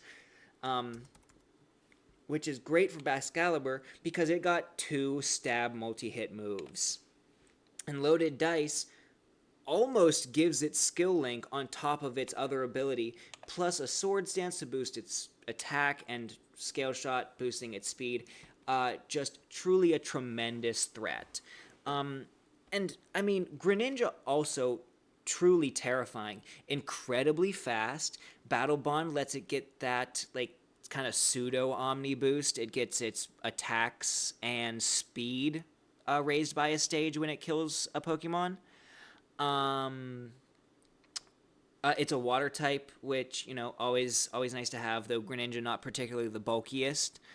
Um, just it hits so hard. There are just so many absolute breakers on this team that can be brought in completely for free by some of the best pivoting in the game. Serena. Serena also was one that I wanted to make work, but its pure grass typing is okay. They didn't Terra it, which might hurt them a little bit. Um, Let me double check to make sure we didn't Terra ban it, because I think with Terra it could be very good. Once again, I'm not super familiar with OU or singles. This is kind of my first time really getting into the weeds with it. Serena was not Terra banned. The bolded, underlined ones are Terra banned. So Serena did not Terra, even though it could, making its high jump kicks, its play roughs a little less powerful. Even its power whips, if you wanted to go for like a Terra grass. And it's also making it a little worse into those fire types, into those poison types, into flying types. I mean, not necessarily. I mean, fire type is pretty good, but poison and flying, not the ones I think you're most worried about. Ice types can be a little scary without that Terra water. So I think you really cut down on Serena's versatility without Terra, but I still think it's a great hazard remover at the very least. Staraptor, maybe a little high in the draft. Maybe both of these, Serena and Staraptor, are a little high in the draft, but I don't think they're bad picks per se. Staraptor with Choice Banded or Choice Scarfed Reckless. Reckless doubles, not doubles, it multiplies your recoil moves power, and it gets both great stab moves. And then, I mean, if you just want to run Scarf,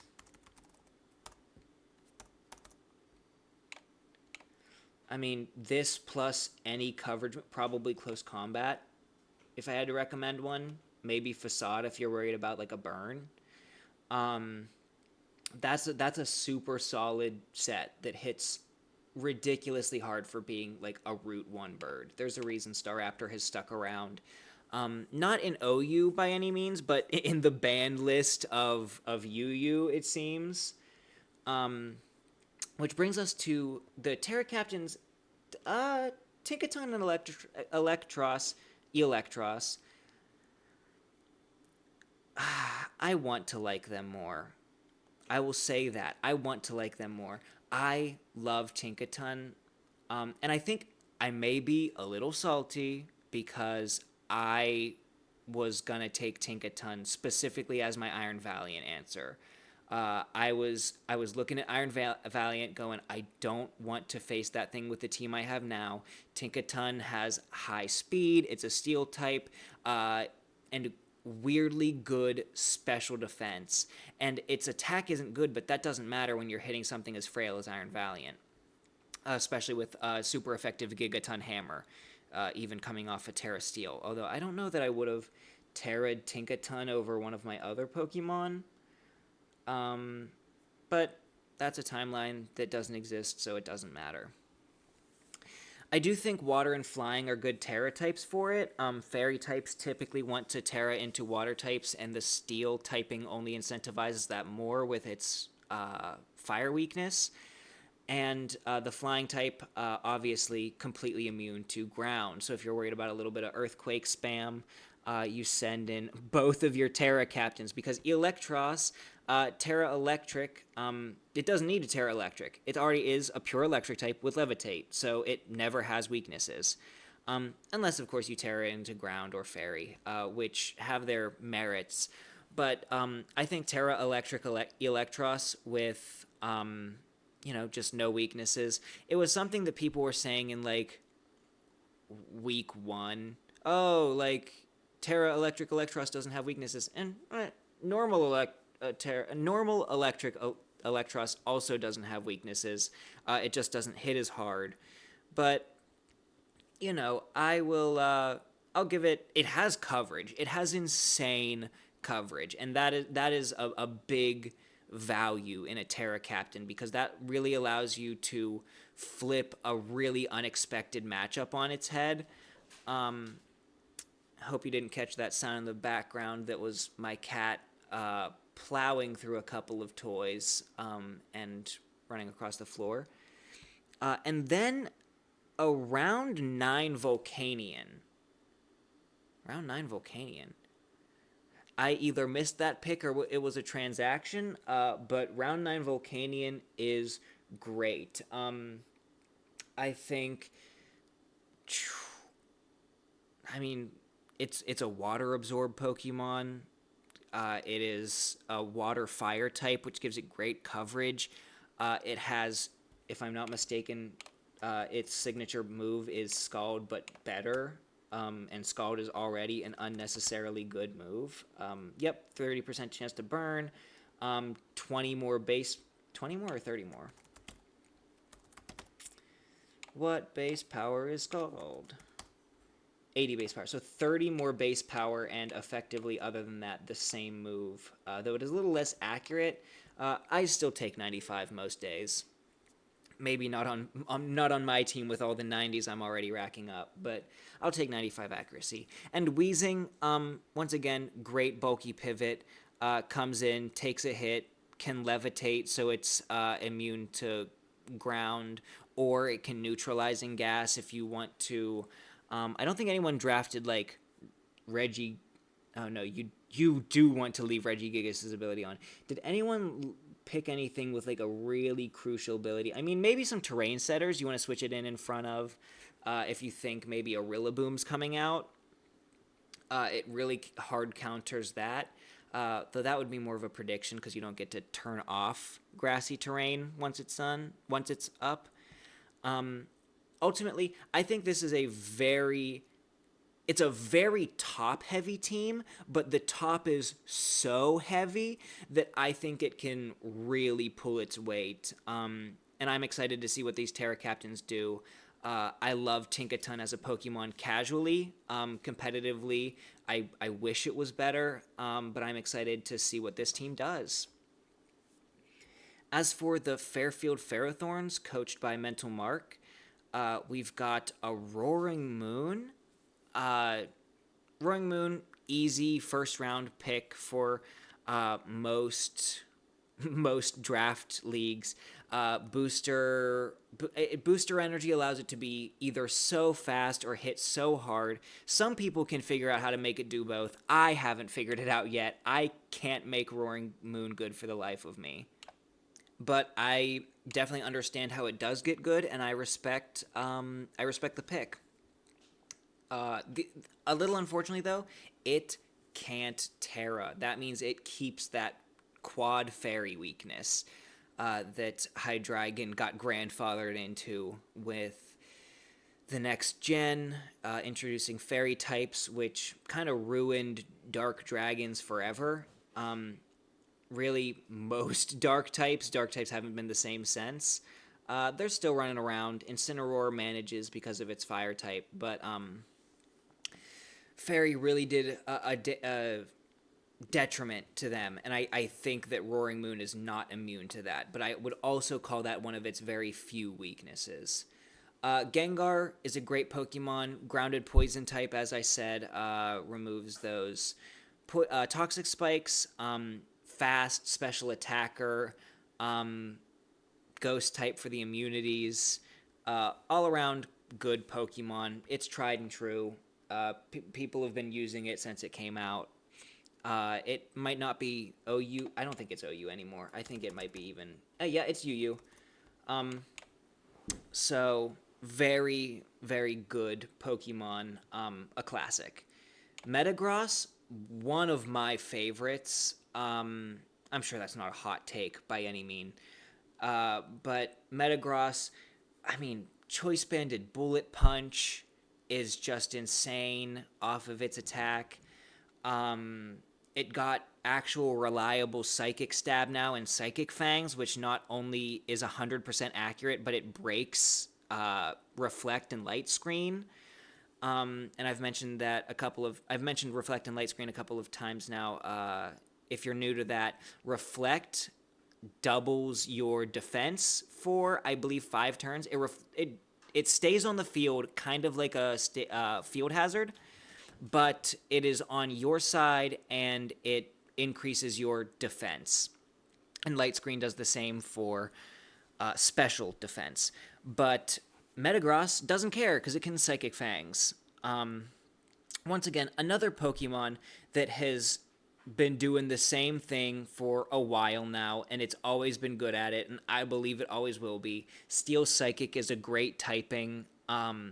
It's immune to all the... I feel like a lot of people have Toxic Spike opportunities. Lot of hazard stuff going on in this league, or at least our division. I haven't checked out everyone else's drafts yet, but a lot of hazard stuff. I think Metagross being completely immune to Toxic Spikes is good for after Gengar's gone, or if you don't want to take a hit with Gengar. Ursaluna Blood Moon has been running absolutely amok in both VGC and singles, if I'm not mistaken. Yeah, Uber. Yep, that's what I thought. Calm Mind. I mean, Mind's Eye plus Blood Moon. Ursaluna is pretty new, so I'll go ahead and pull it up. Ursaluna Blood Moon specifically, even newer. Mind's Eye, fighting and normal moves hit ghost types, and its accuracy can't be lowered, and it ignores evasiveness. Now, that last part doesn't matter too much. I'm not personally a minimize person. I'm not a double team person, and I'm not a mud slap or sand attack kind of player. My cat's got the zoomies. And it's also got Blood Moon, a 140 stab move that can hit ghost types. But it's so slow. It's so slow, right? Priority move. Special. Can hit ghost types. But Vacuum Wave's not very powerful. After a couple of these it is. And the best thing about Calm Mind is you've already got high enough defense that you don't need to boost that physical defense. You can focus entirely on your special defense. Probably one of the most scary Pokemon in the metagame. I'm very glad it can't Terra. I think that's going to make it much more manageable. I've got to go check my team for Grass Knot users, I think. But it's just so good. Regieleki was not Terra banned in this league, if I'm not mistaken. I went and looked. Regieleki. Oh, it was.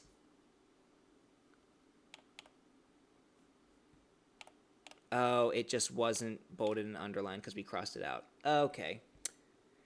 Well, pardon me. Regieleki is Terra banned, hence why it's 9 points. Thank goodness. Super good for... it's an incredibly fast rapid spinner. Regieleki is, in general, its whole bit is how fast it is. 200 base speed. As I said, Rabombi, 124, one of the fastest Pokemon in the game. The fastest. The second fastest? What does Deoxys speed get up to? Yeah, Regieleki outspeeds Deoxys speed. So, very fast, very hard to deal with. It's gonna get an attack off unless you have some insane priority to capitalize on its mediocre bulk. And then you pair that with Galvantula for webs. I think once you get a webs up, if you run max speed Regieleki, I don't even think Scarfers outspeed it. And speaking of which, Galvantula, I might have mentioned it earlier. Big fan of Galvantula, and I was thinking of taking it, but I didn't want to invest I've just felt like I was taking too many. That would be too many bug types. More than one bug type is too many bug types. Um, but Compound Eyes Thunder is awesome. It's a gamble I'm always willing to go for because Compound Eyes makes you more accurate. Thunder's still not perfectly accurate, but much, much better. Sticky web support is great. Also, I think it's got things like lunge and skitter smack to lower the opponent's stats with its attacks. I think Galvantula is a great option, and I probably would have made it one of my Terra captains on this team. Maybe over the combination of Dusknor and Sneasler, not Sneasler, Sneasel. But I still think these have value. But before we get on to them, Conqueror. Conqueror is pretty good. It's a pure fighting type, which is good enough. Fighting hits a lot of things. It gets knockoff, which allows it to hit dark types. It gets Mach Punch, which is priority. It gets Guts, which basically means you can't burn it to have its attack. In fact, you will make it stronger. And when we're playing without any information on the other person's team, you don't know that it's Iron Fist until the game's over and you ask what their set was. Because you were too scared to burn it the whole time. I do think it may be a little lacking in coverage, but honestly, between Guts and Iron Fist and like Drain Punch, Mach Punch, Close Combat, Facade, Knockoff, it's not great coverage, but it'll brute force something down quickly if it doesn't have insane physical bulk. Speaking of insane physical bulk, we got Regirock, the most defensive Pokemon in the game. Terra Rock, obviously, as its only stab type, its only type that it can Terra into. And then Grass for the ground resist and probably water resist as well. And then Flying for the ground immunity. Once again, I want to like Regirock. I think Iron Defense... do you get Iron Defense? Or is that just Registeel? Regirock, Iron Defense...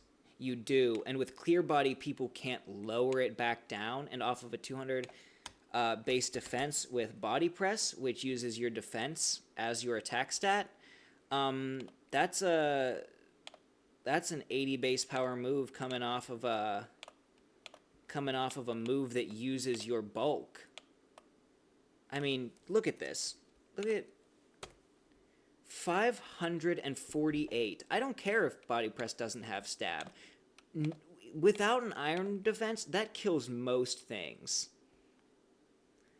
I say that kills most things. It should kill most things. Body Press is just underwhelming. It doesn't do it for me. And I don't know how much more things Regirock does well. I'm sure it can set Stealth Rocks. Maybe it can set Spikes. And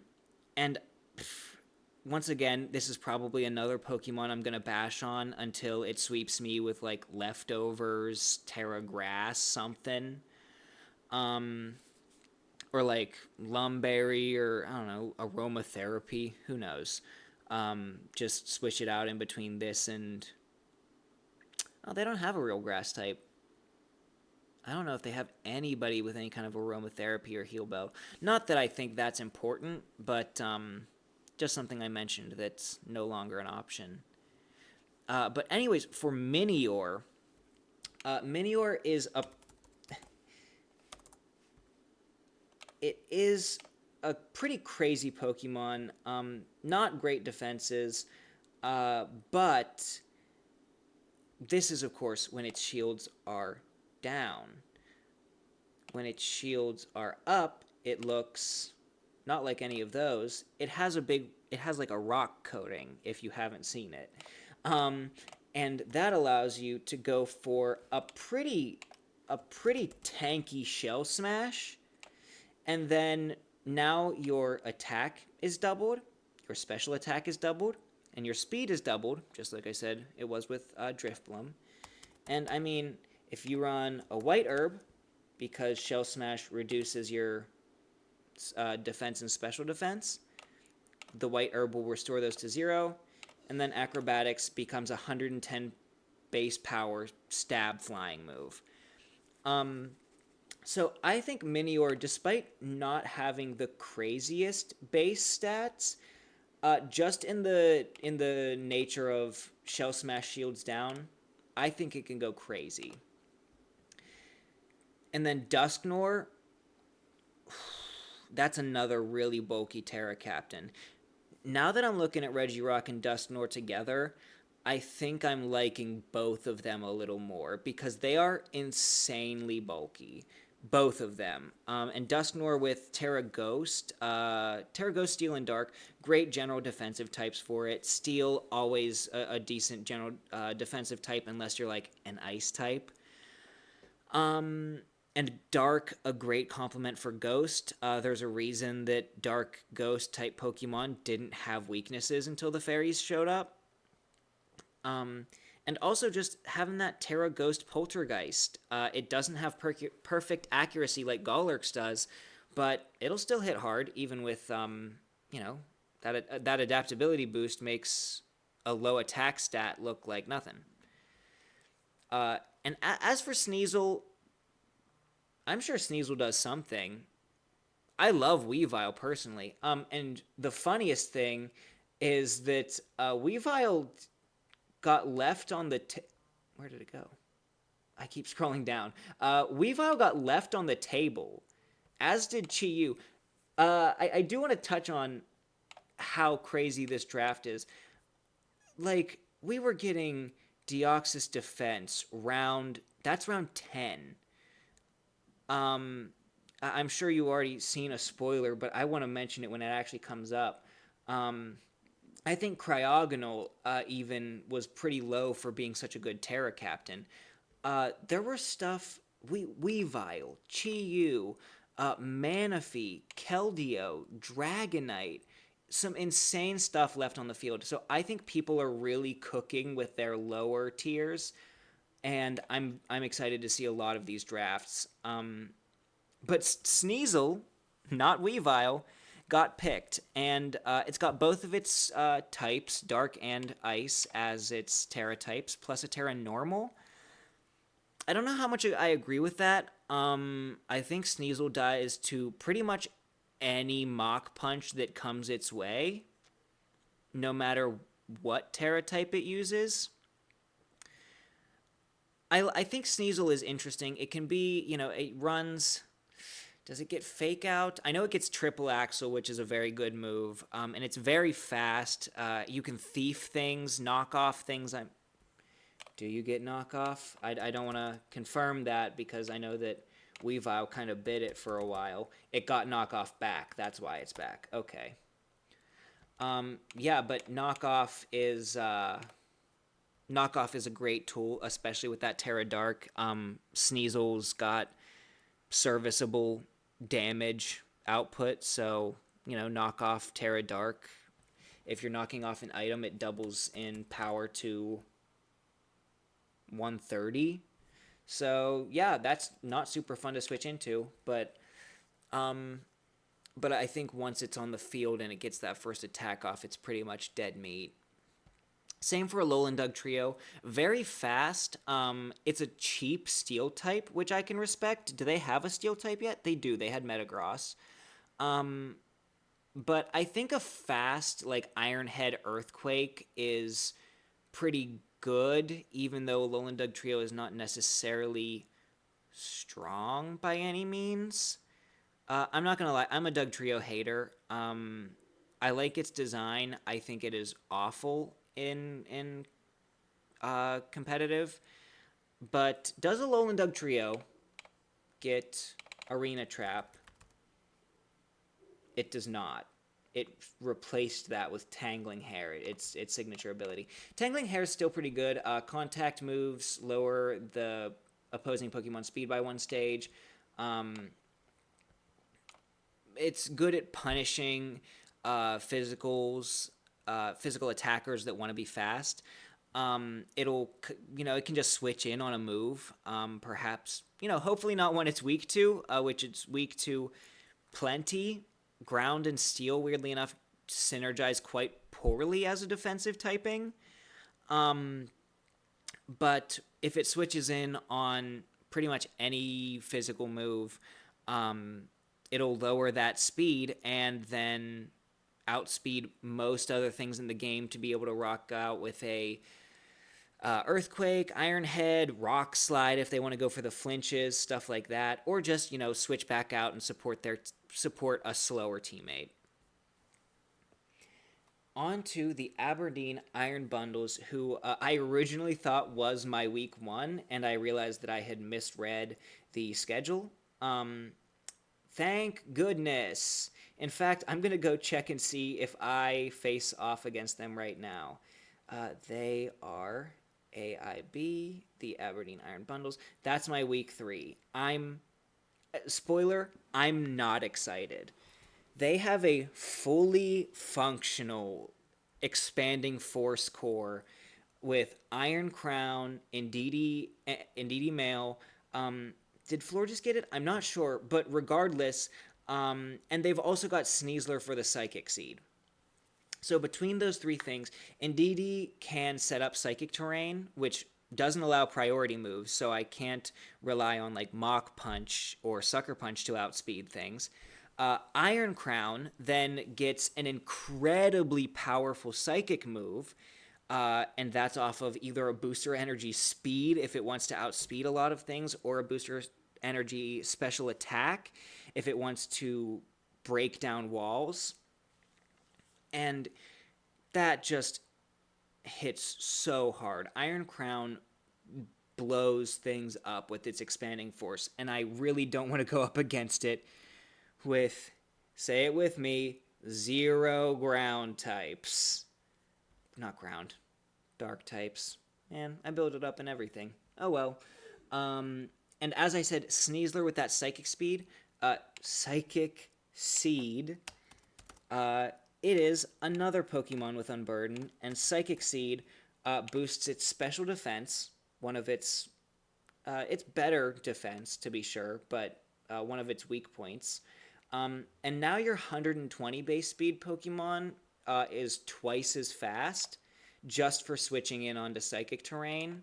And you can unleash Dire Claws, Close Combat. I mean, that Acrobatics for 110 base power because your Psychic Seed went away.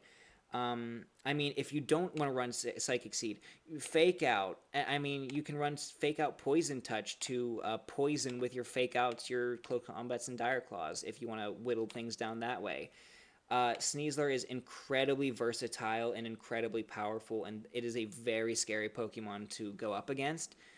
And I haven't even talked about their first round pick, Darkrai.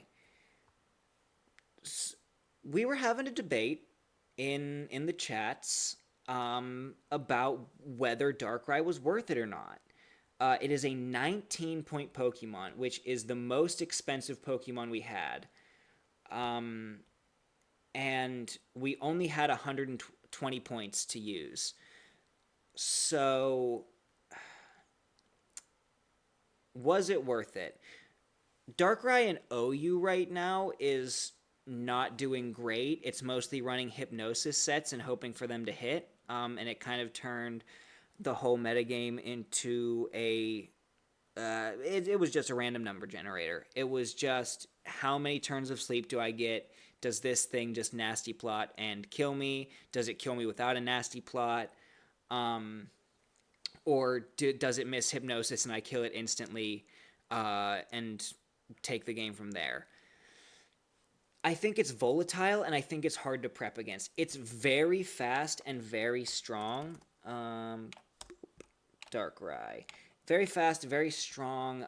Once again, we are allowing one Pokemon to sleep because Darkrai was turning OU into such a sleep-riddled nightmare alongside its close friend Iron Valiant that Smogon have had to ban sleep moves entirely. I don't know if you've heard, but sleep moves are now completely banned in like unofficial metagames. Not VGC. Obviously, they don't really ban things in VGC. But like OU, UU, RU, all of the tiers, um, all of the tiers have sleep moves banned now because they were such a randomness nightmare.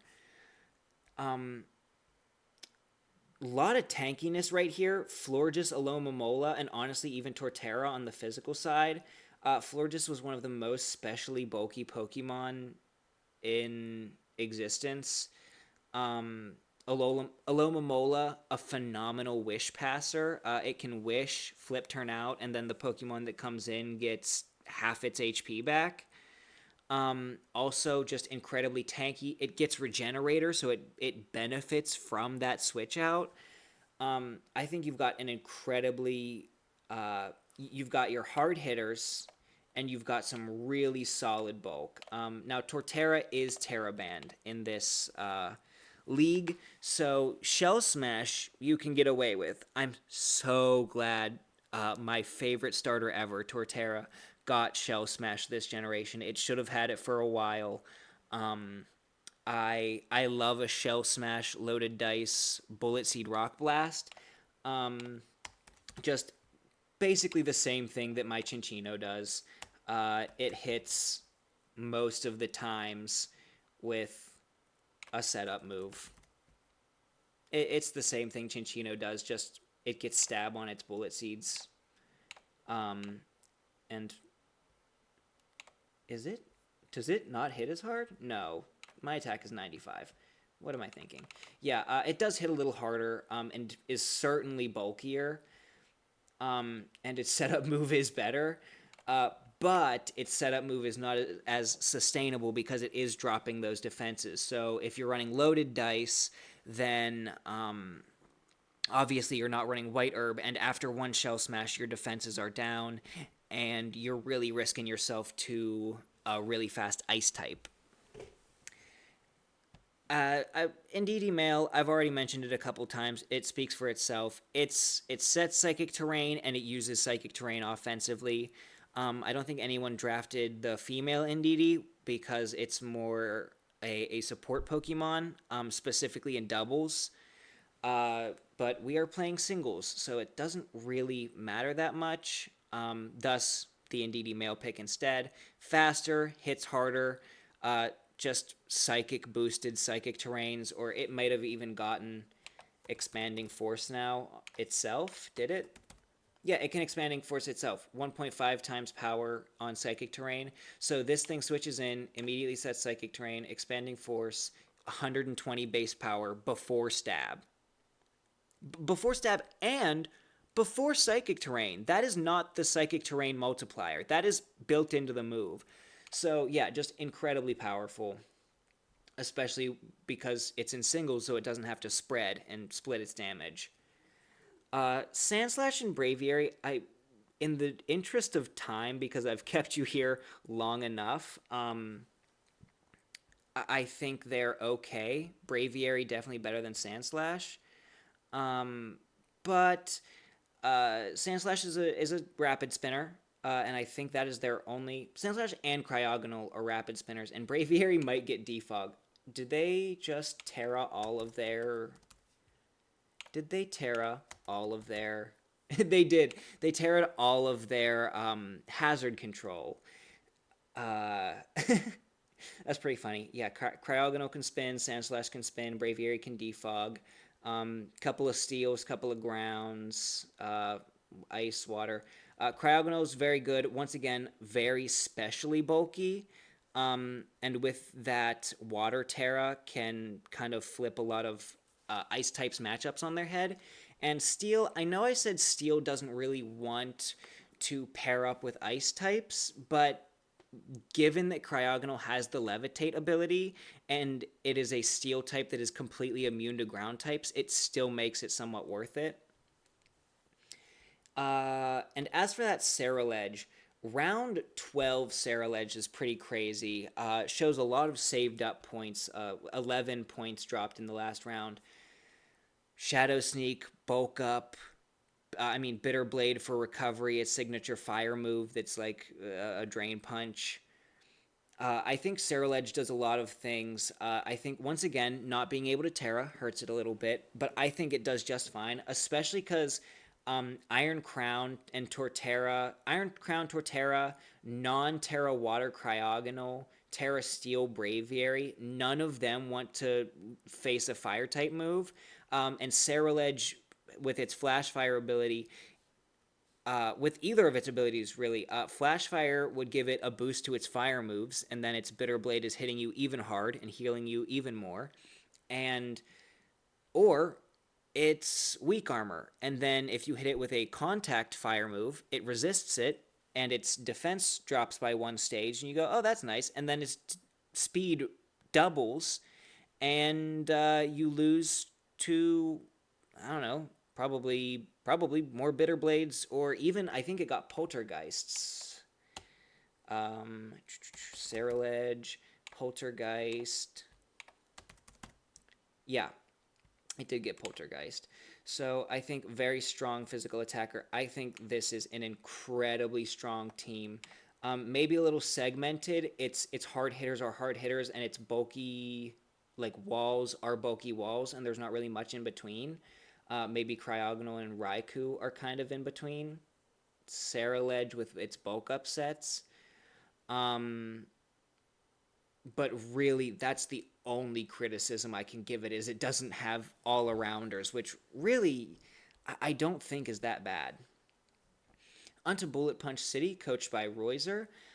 Meowscarada and Iron Bundle, 2 of the fastest Pokemon in the metagame. It just both absolutely light you up with damage. Iron Bundle is so fast, it can afford to run booster special attack if it wants, or if it wants to make sure it outspeeds everything. It can booster energy speed, which, if I'm not mistaken, makes it faster than everything below Regieleki and Deoxys speed, I want to say. And of course, they have to be scarfed, right? Show me Iron Bundle times 1.5. Oh, 612. Yeah, that's even cooking. Yeah, Regieleki hits max speed. 548. So yeah, max speed booster bundle can even outspeed Regieleki. But the problem with these guys is they hit so hard, but they're pretty frail, both of them. And then you look down here. Sylveon, Moltres, Fortress, skipping Flygons, but I'll come back to it. Iron Hands, Avalugg, Uxie. You can even run Sableye with bulk because it's so obnoxious with its prankster sets. This is an incredibly bulky team. Moltres, I believe, did keep Defog, despite Zapdos not. It didn't.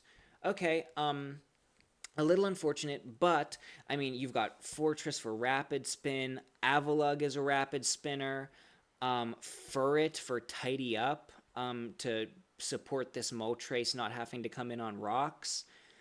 Yeah, this is truly... It feels like these top 2, and maybe Monkey Dory and Flygon Iron Hands, maybe a little. Iron Hands can Swords Dance, which is scary, but it's mostly bulk.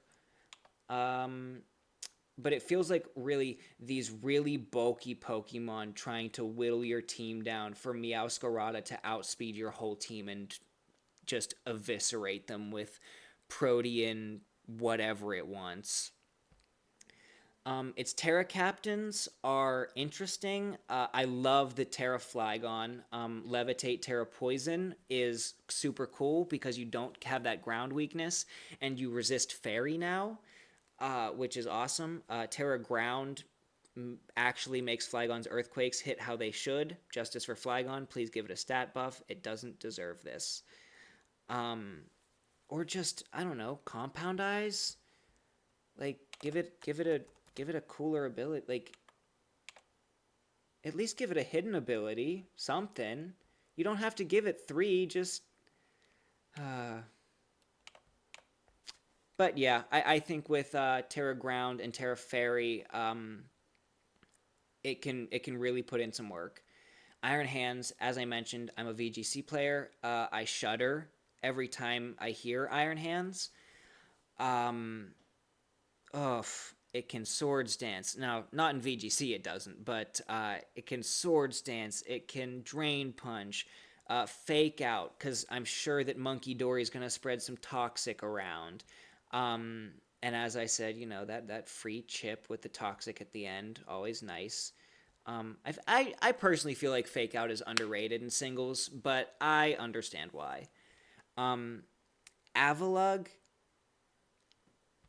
I wish Avalugg was better. This is another one that, like, I think is a cool pick, but do I think it's a good pick? Not necessarily. Terra Ice is required. It's a pure Ice type. Terra Water is pretty good at flipping matchups on her head, and Terra Fairy is good. As I said, overall, there's a reason that you see the fairy icons everywhere, and you only see the stellar up on mine. But it's just such a good type. And then, Avalugg has insane physical bulk. So if you wanted to run something like an Assault Vest Iron Hands, even though Iron Hands isn't the most specially bulky, but its Assault Vest sets work well because they boost its special defense. And then kind of have an Avalugg pivot into that. I mean, your ground types aren't going to want to stay in against an Avalugg. And then maybe instead of hitting them with an Icicle Crash or an Avalanche, maybe you can get up a Rapid Spin. Maybe you can get off a Curse and then run some kind of Gyro Ball set. I think it could be cool.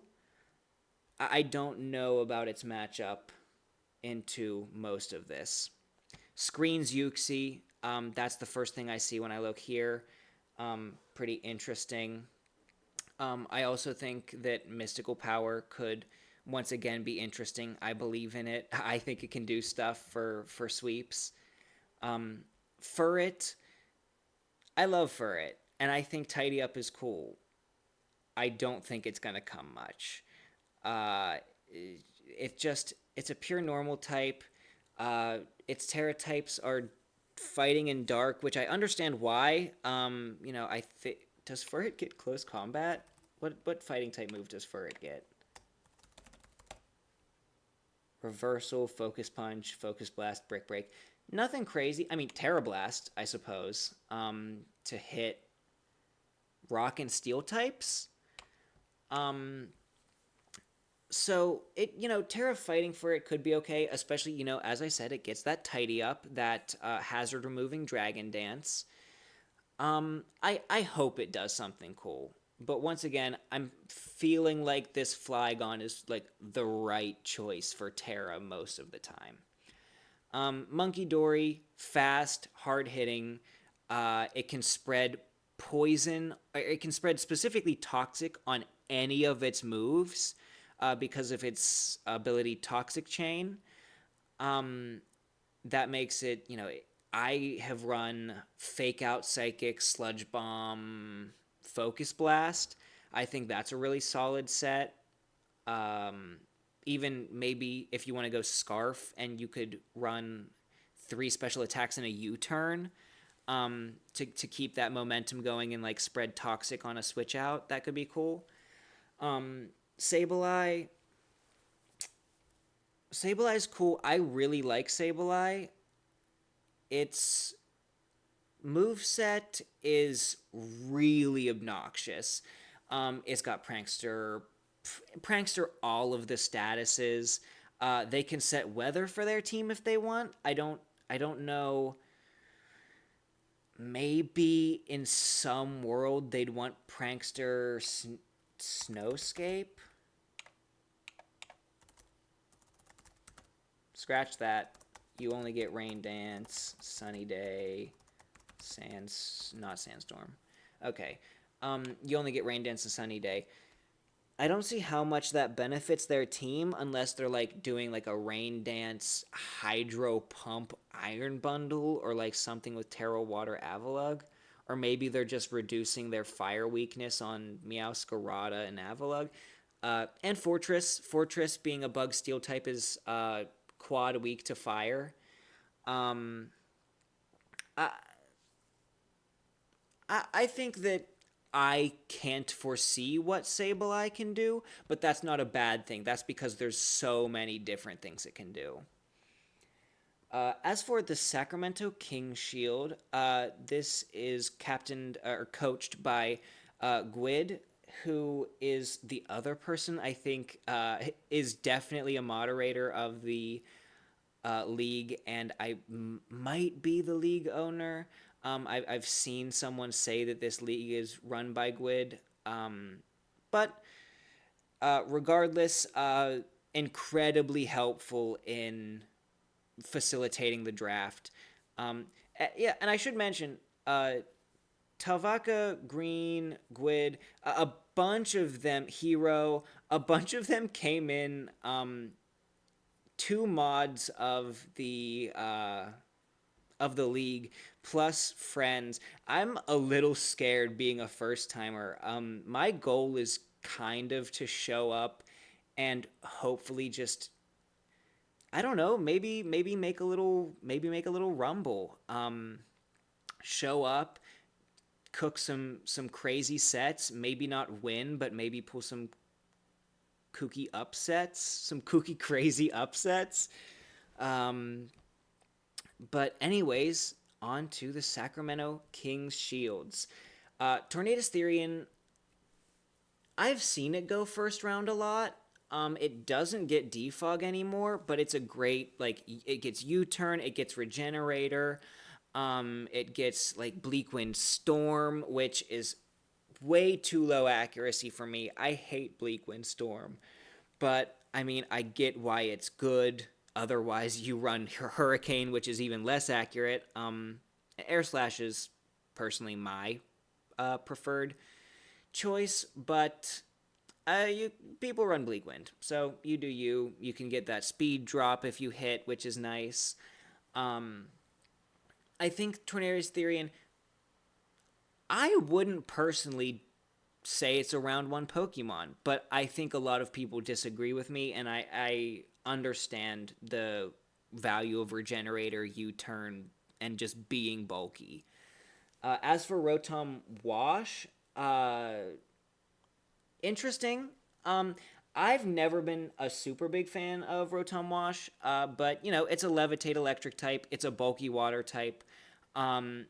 Just because it's not for me doesn't mean it's not very good. I expect Rotom Wash to do a lot, even if it's just, dishing out Will-O-Wisp, Hydro Pump, Discharge, all the classic Rotom things. It's been, once again, doing the same thing since Gen 4, I want to say.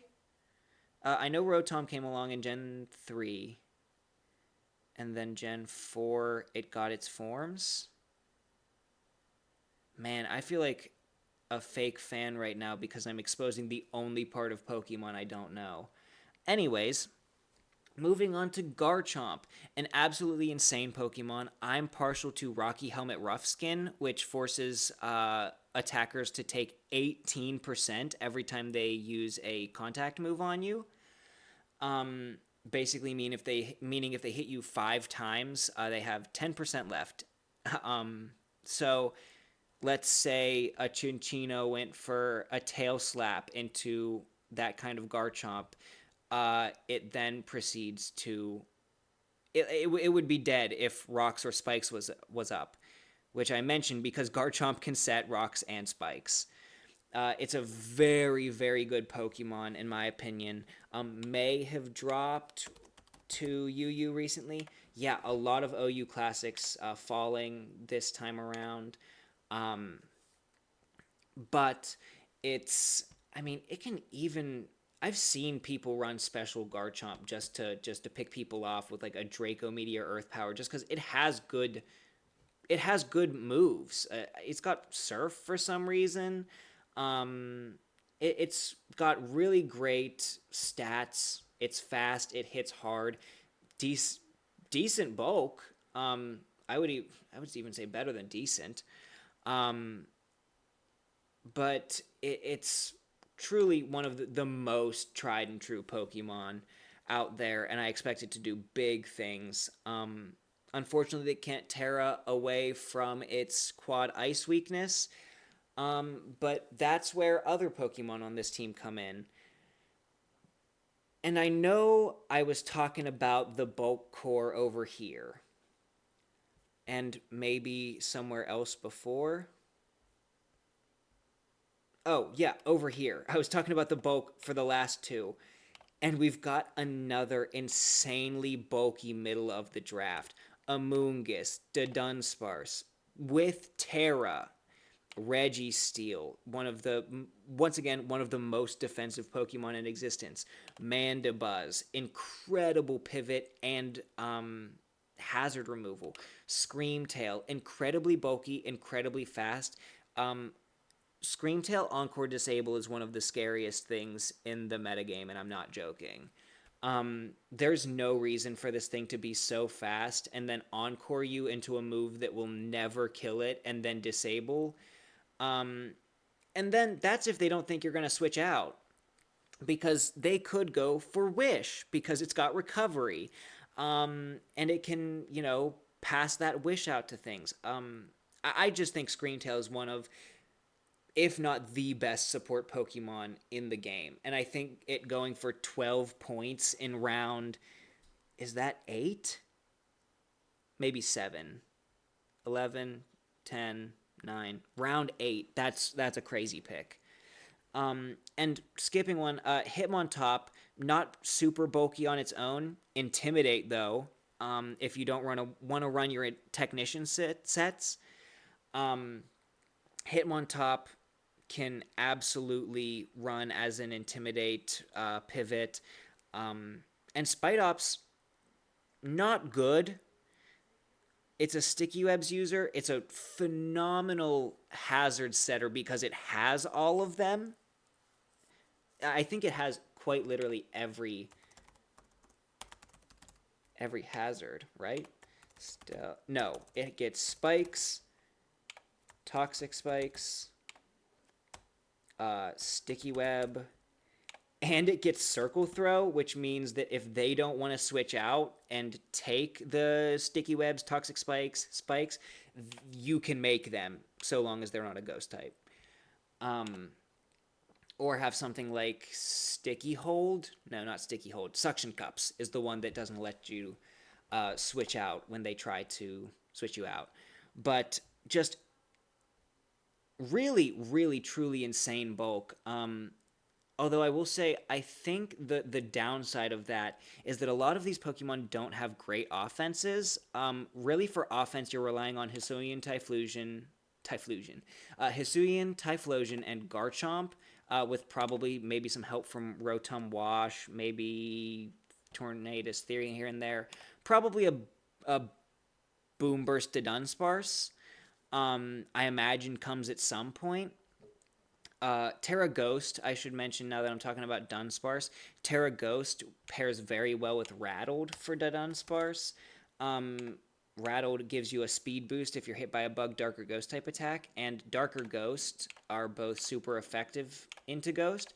So if you run a weakness policy, Rattled, and you get hit by any dark type move, you get +1 speed, +2 special attack, +2 attack.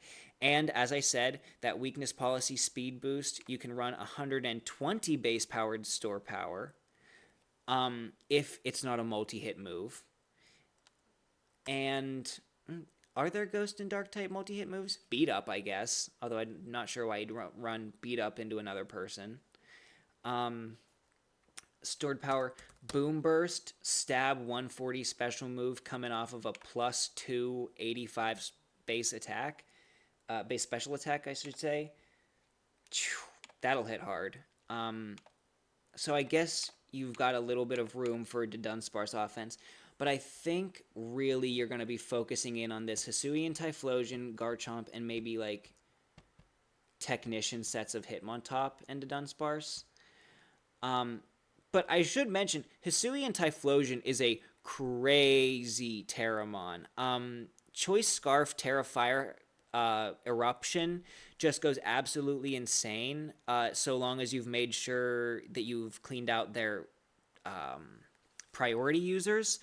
But even priority users, most priority moves are normal and fighting type. I mean, Quick Attack, Mach Punch, Vacuum Wave. Ghost types are immune to all of those. Extreme Speed, a humongous one. Once again, immune. Fake Out, immune. So you can wait until those are gone and then Terra Fire and boost your eruptions even more. Or you could go for a Terra Water while there's still like an Aqua Jet user on the field. And then you resist it, and maybe you've invested into some bulk, and maybe your eruption still hits incredibly hard just off of the virtue of its base power. So this is another one I think is very good, but I think if you can break down its defenses, it doesn't have much to hit you back with, maybe.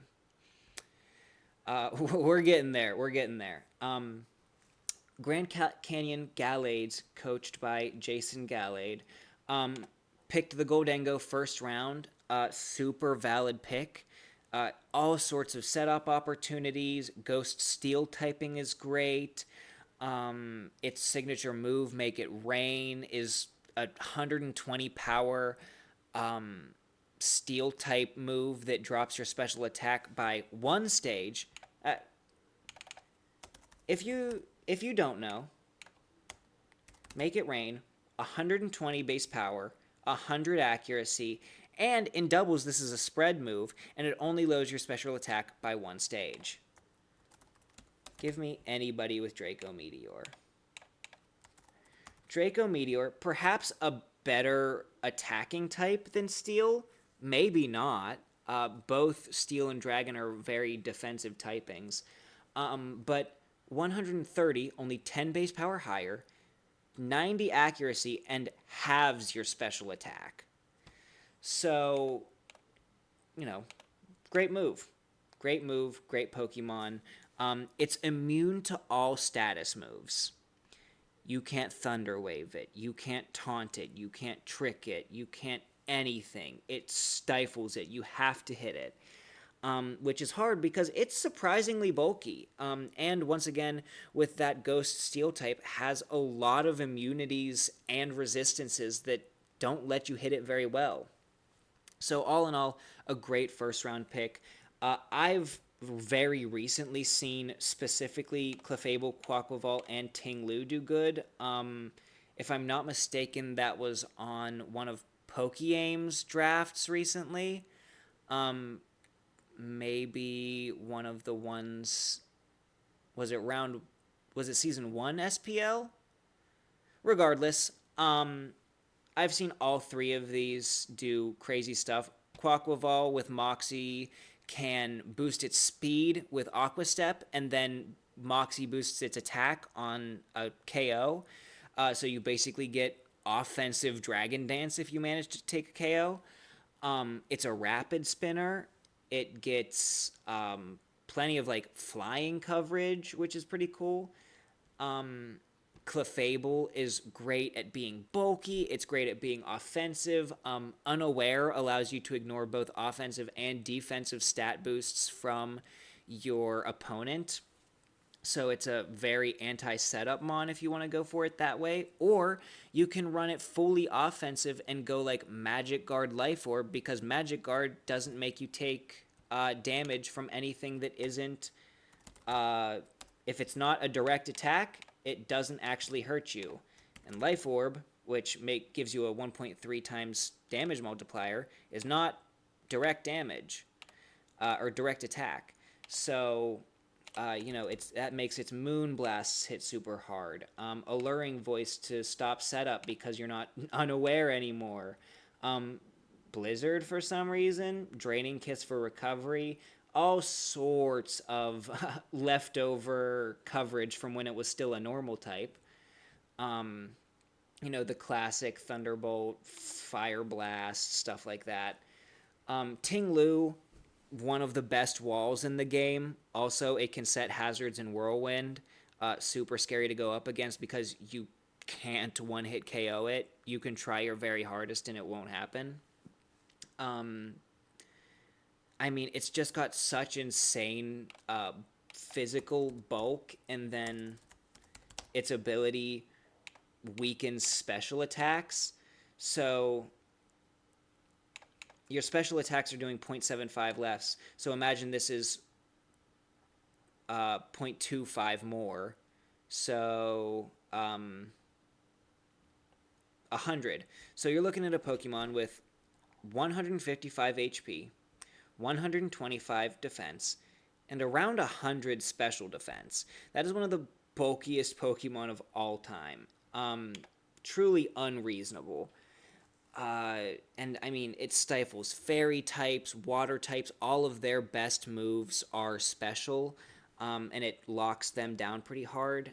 You could even run Rocky Helmet if you want to punish the attempt to get past its Vessel of Ruin ability. Shaman was. I feel like I keep saying this, but also a planned grass type I had. Um, I think it was perhaps, yeah, Ogerpon Wellspring went, and then I said, okay, I can take Shaman, and then Shaman went, and I said, okay, I can take Rillaboom, and then Rillaboom went, and we ended up with Boops Lizardo, the Breloom. But Shaman, one of my favorite Pokemon of all time. It's just aesthetically precious. I don't want to nickname my Ting-Lu. I want to show you Shaman. Angel, little hedgehog with a cute little pink flower. I love it. And also just as that classic myth, it has that classic mythical spread of you can do whatever you want with it. Hundreds all around is great. It makes it a bulky grass type. Unfortunately, Natural Cure, not Serene Grace, like its Sky form, which got it banned because Air Slash is ridiculous. Um, but yeah, it's got so much coverage. It's got Earth Power. It's got Healing Wish, Leech Seed. It has any tool you could want. Plus, it can. Of course, you can always Seed Flare. 120 base power grass type, so stab move, with a 40% chance to lower the target's special defense by 2, basically meaning the next one will do double damage. So, I mean, with hundreds everywhere, it can function stall wise. It can function as a wall breaker. Truly, I think Shaman is so versatile, and I really love that pick. Embor, nothing really to say about that. Hisuian Electrode, very good Terra Captain. Once again one of the fastest things in the entire metagame, and with that Terra Electric and Terra Ice, that gives it great coverage. I mean Terra Fairy even. Hisuian Electrode's biggest weakness is its not fairy. Goodness gracious. Its lack of coverage. It really only has good electric and grass moves. But when you add ice and fairy into the fray, it gets much, much better. I feel a little bit bad for skipping over Embor. It got some cool moves with Reckless. Uh, I still don't think it does much. It's just another fighting fire type, which is good.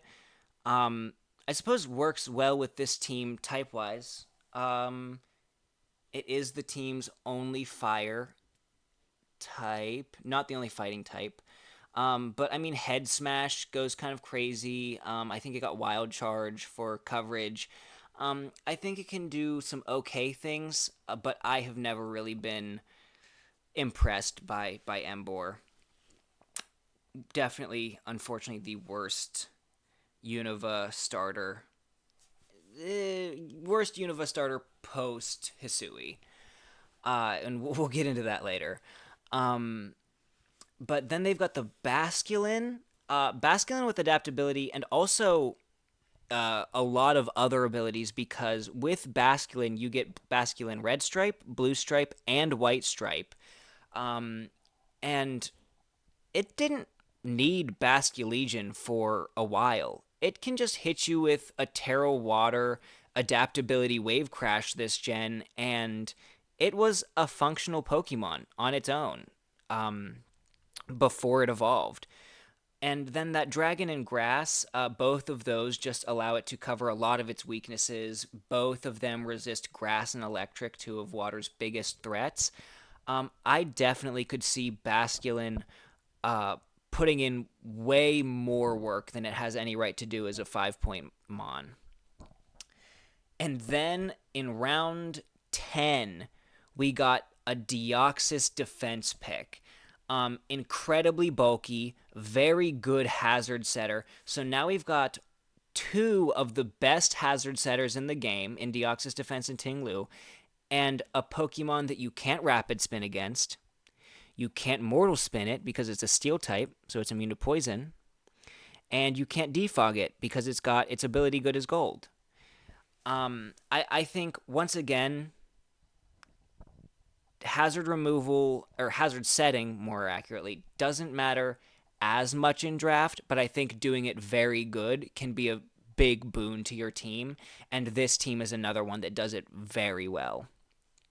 Also, Deoxys just provides so much bulk, again, with that Ting-Lu, Dragougi, who I missed because there wasn't a picture for it, but Dragougi typically like an adaptability offensive Pokemon, but even without investment, it's pretty bulky. So we've got less bulk certainly than this Nightmare that I would like to play as little as possible. But definitely has some solid pivots, especially because Deoxys Defense, if I'm not mistaken, has Teleport, which is another negative priority pivot move, which, as I said with Galarian Slowking, is very good because that allows you to get something frailer in for absolutely free. Their last Terra Captain is Knucklestack. Eviolite Salt Cure. Uh, with purifying salt, so you can't toxic or will-o-wisp or just status it in any way, and also now it just resists ground moves as well on top of everything else, because of, once again, that purifying salt ability.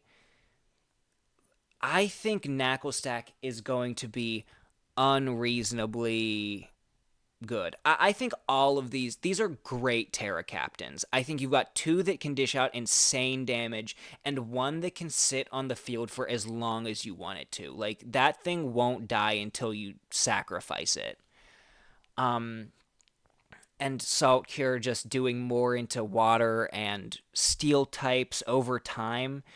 I mean, if you manage to trap a steel type on the field and you hit it with one Salt Cure, it has 4 turns to live maximum. So same goes for water types. So Knucklestack is a huge threat, especially with it being able to change its type unpredictably. I know I went back to Emboar. I'm not gonna go over Rufflet. I think it was taken for defog, but I think it's funny, and I hope it comes to a game. I'm not expecting it to. As for listed here as the Terra Torts, I believe that the coach has been referring to them as the Torterrors or Torterror, just one word. But they are coached by Torterrad, a fellow Torterra fan. I very much respect it. Did not pick Torterra first round. I understand. I like Torterra, but maybe not a first round pick. But they did pick a turtle with Terrapagos. I mentioned it was banned in OU, not in Draft League.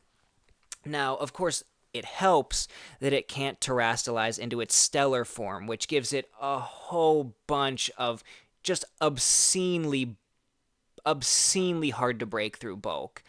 And it gets rapid spin, it gets a special signature move called Terra Starstorm that uh, if you use it on terastallized Pokemon, or maybe it might get special things when you use it when you are terastallized. So maybe that's not special. But rapid, it's a great rapid spinner. It's stab, so it's a normal type, and it gets coverage like Dark Pulse along with a decent special attack.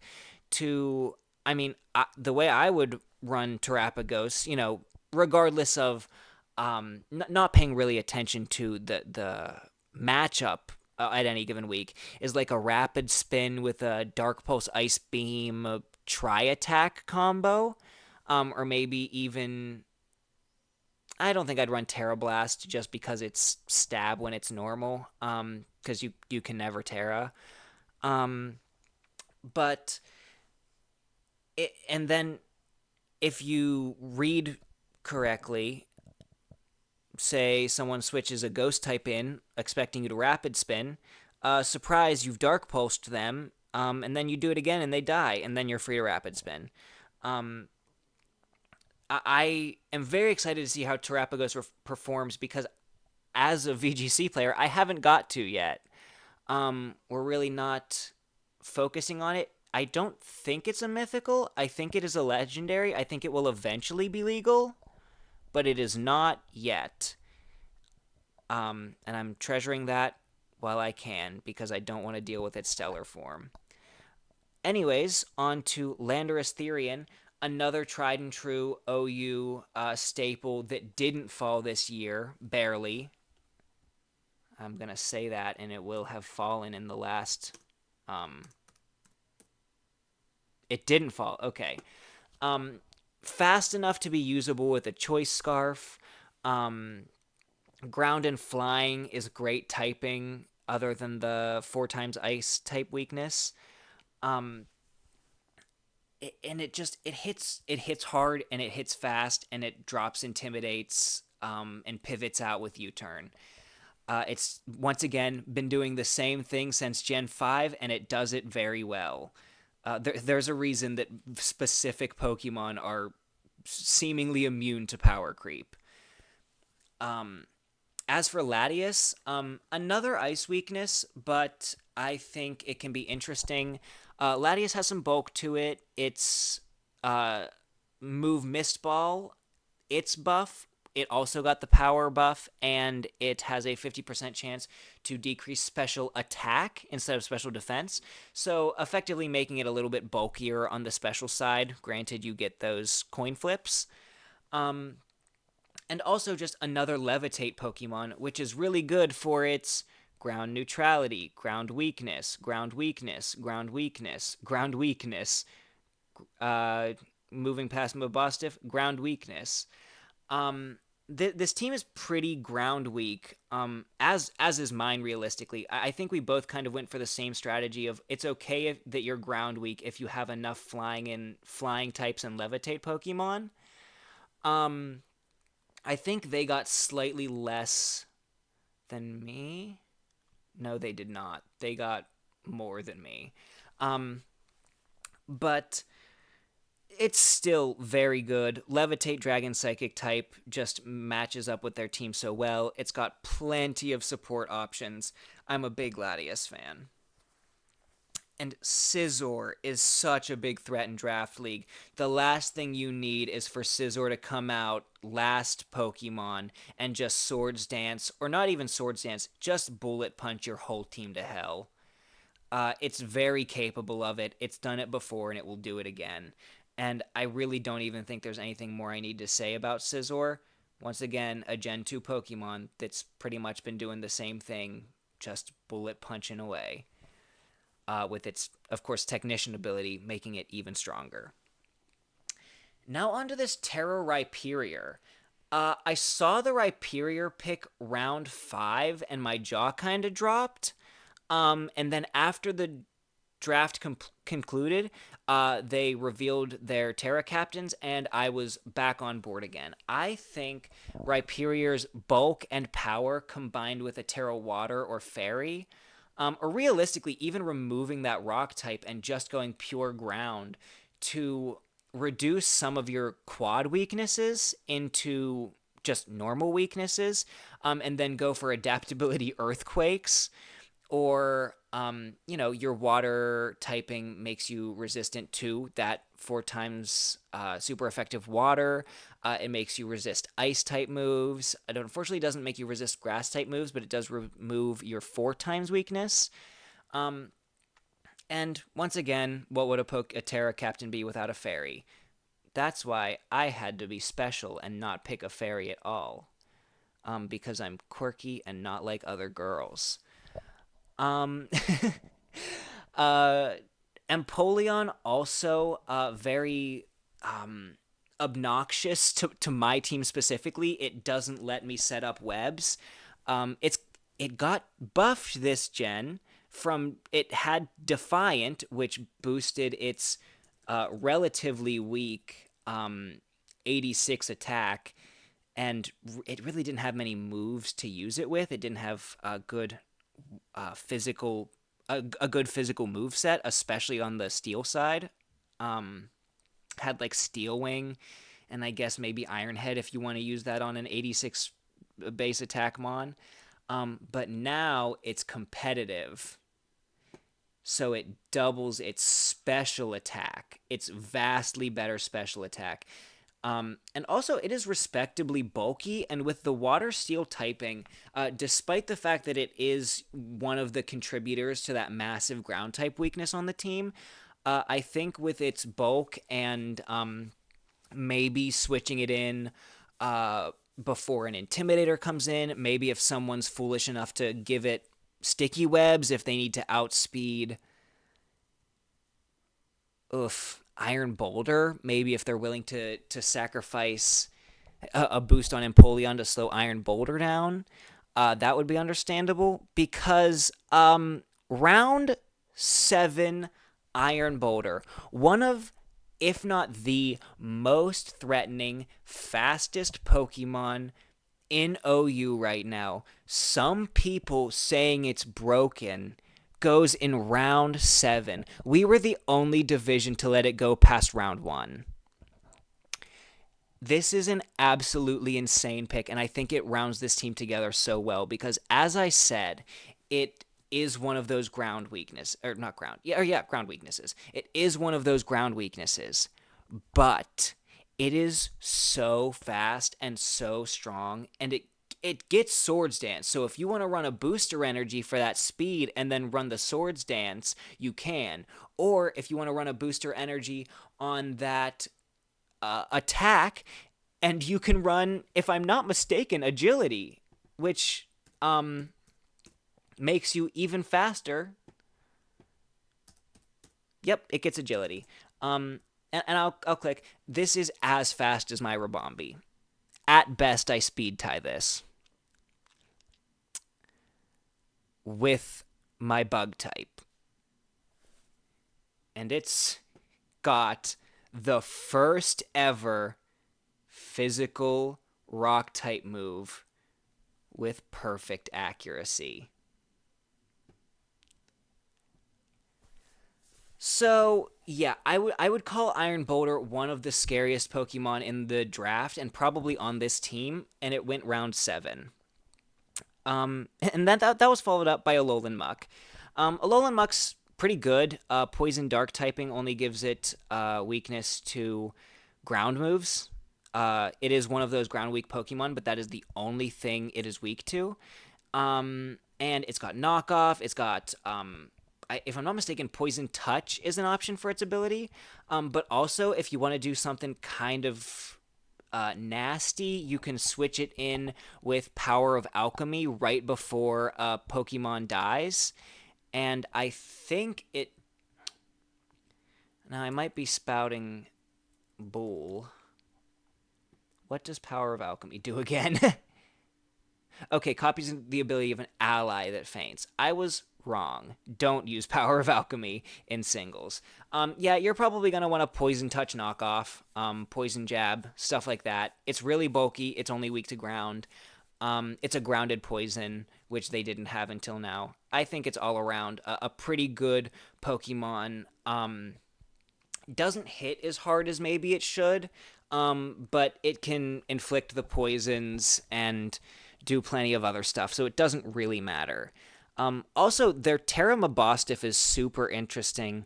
Terra Dark obviously gives it that adaptability Dark on its only typing Dark. Fairy also flips a bunch of, maybe not a bunch of matchups on their head, but is just good offensively. And Terra Normal, I hate to, you know what? No, I'm not going to reveal specifically what that is for. I will let Torterra do that themselves, either in a video or in a battle. But Terra Normal is interesting, and I think it's pretty cool. I think Mabostiff puts in a lot of value for 4 points. I wouldn't be surprised if it and Rhyperior come to some games, or even just even just Mabostiff, and to have that flexible Terra option because it's very good. It's also not only offensive with its like Scarf, Play Rough, Fire Fang, general coverage crunch going on. But also it has Intimidate, and it can just keep switching in and out, dropping those physical attacks. That's always valuable to have in your back pocket. And as for Ampharos, Ampharos is another one of my favorite Pokemon of all time. Design-wise, I don't think it has what an electric type wants.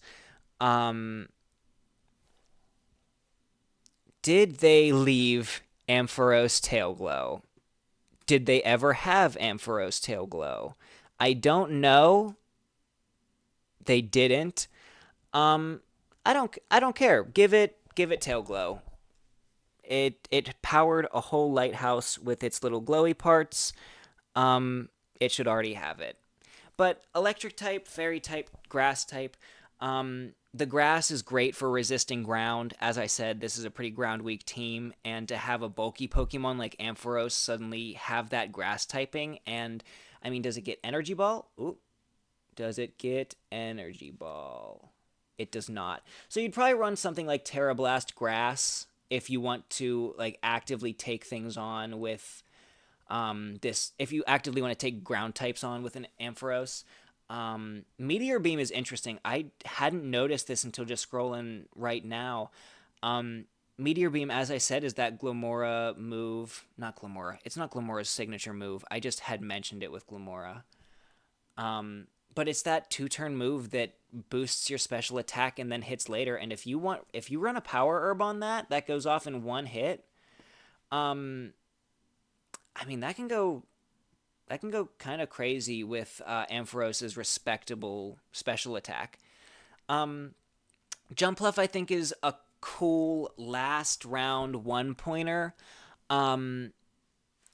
Very fast. If I'm not mistaken, it has Tailwind. It has Sleep Powder. It can kind of counter the Sun team that I found it. It was the very last one. It can kind of counter Sun because of its chlorophyll. It goes very fast, and then if you can hit that Sleep Powder, I mean, you could even you have a 75% chance of not dying to a fire type move in Sun if you put them to sleep first. I think it is quad weak to ice, which is another problem on this team. But I think between Scizor, Empoleon, Iron Boulder, you have enough dissuasion from ice Pokemon that if you play your cards right, it's not going to be a huge detriment to Jumpluff. Also, the random I hate to say it, but the random battle set is obnoxious. Leech Seed, Substitute, Acrobatics, no item, I think Sleep Powder. Annoying. I really, in random battles, anything with Leech Seed and Substitute is annoying. My grass flying stall Pokemon of choice is Tropius, but Jumpluff can do it too. Moving on to our penultimate team, Hero and the Baltimore Blastoise. Uh, this team is pretty crazy. I'm a big Annihilate fan. It's in Ubers for a reason, and Rage Fist is terrifying. Annihilate is unreasonably bulky, and really not as bulky as I thought, but 110 HP makes the 80 and 90 not so bad. And then Rage Fist, of course, increases by 50 in power every time you're hit. And you also get Bulk Up and Drain Punch for recovery. And I mean, that was the foundation of, I think, any non-Scarf Annihilate in both VGC and singles until it got banned to Ubers because of Rage Fist Bulk Up. It also has Defiant, which is incredibly obnoxious because if it is Scarf, I can't slow it down with Sticky Webs. Because that 90 base power under Scarf is no joke, and with Defiant, I can't afford to give it a +2 in exchange for -1 speed. And I'm sure that most other people, anybody else with webs or like speed control in general, will say the same. They'll say, I can't slow this thing down, nor can I weaken it because it will just keep getting stronger. And then, of course, after all of that is said and done, even if you try to hit it instead of debuff it, its Rage Fist is just getting more powerful. So, all in all, a very good round 1 Pokemon. I'm pretty surprised it made it to second to last pick in the first round.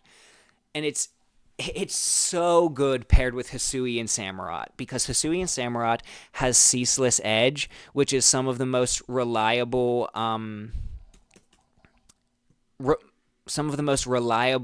hazard setting that we have. It is a dark type move that is 90 accuracy and 65 base power, and it sets a layer of spikes when it hits. And if you've paid attention to what I'm saying, most hazard control is Rapid Spin or Defog. Annihilate is immune to Rapid Spin, and if you defog on it, that is a evasion drop, one of the most useless stat drops out there, and it gets +2 attack again. So you really don't want to do hazard removal against a team with Annihilate, and this team makes you want hazard removal because it's got Hisui and Samurott. It's got Skarmory, which, does Skarmory still have defog? I'm just gauging, because Skarmory is one of the best. It doesn't, thank goodness, but it does have hazards of its own. Colossal can set hazards. Donphan can set hazards. Yeah, you really want to be able to remove your hazards against this team, and Annihilate and even Hisui and Zoroark don't want you to do that. I mentioned Hisui and Zoroark. It has Illusion, so any of these could be a ghost type if you try to Rapid Spin on them. Like, let's say that you manage to KO the Annihilate, and then something else comes out, and you Rapid Spin on it. Surprise, it's a ghost type, and it's hitting you with, I don't know, Choice Spec something, Hyper Voice, Shadow Ball, Bitter Malice if it wants you to be weaker on the physical side. I think Hisui and Zoroark is a crazy draft Pokemon, and it was one that I was considering taking late game, combining Cinccino and Mismagius. You don't want to hit me with a ghost type move because I might be actually a normal type. You don't want to hit me with a fighting type move because I might be secretly a ghost type. And also, to a lesser extent, Berserker gets that fighting immunity, but I wasn't really thinking about that at the time. Clearly, it was my last pick. But I ended up, once again, the choice was made for me. It wasn't something I would consider a snipe. I wasn't super dedicated to it, but it was picked vastly before I got my hands on it.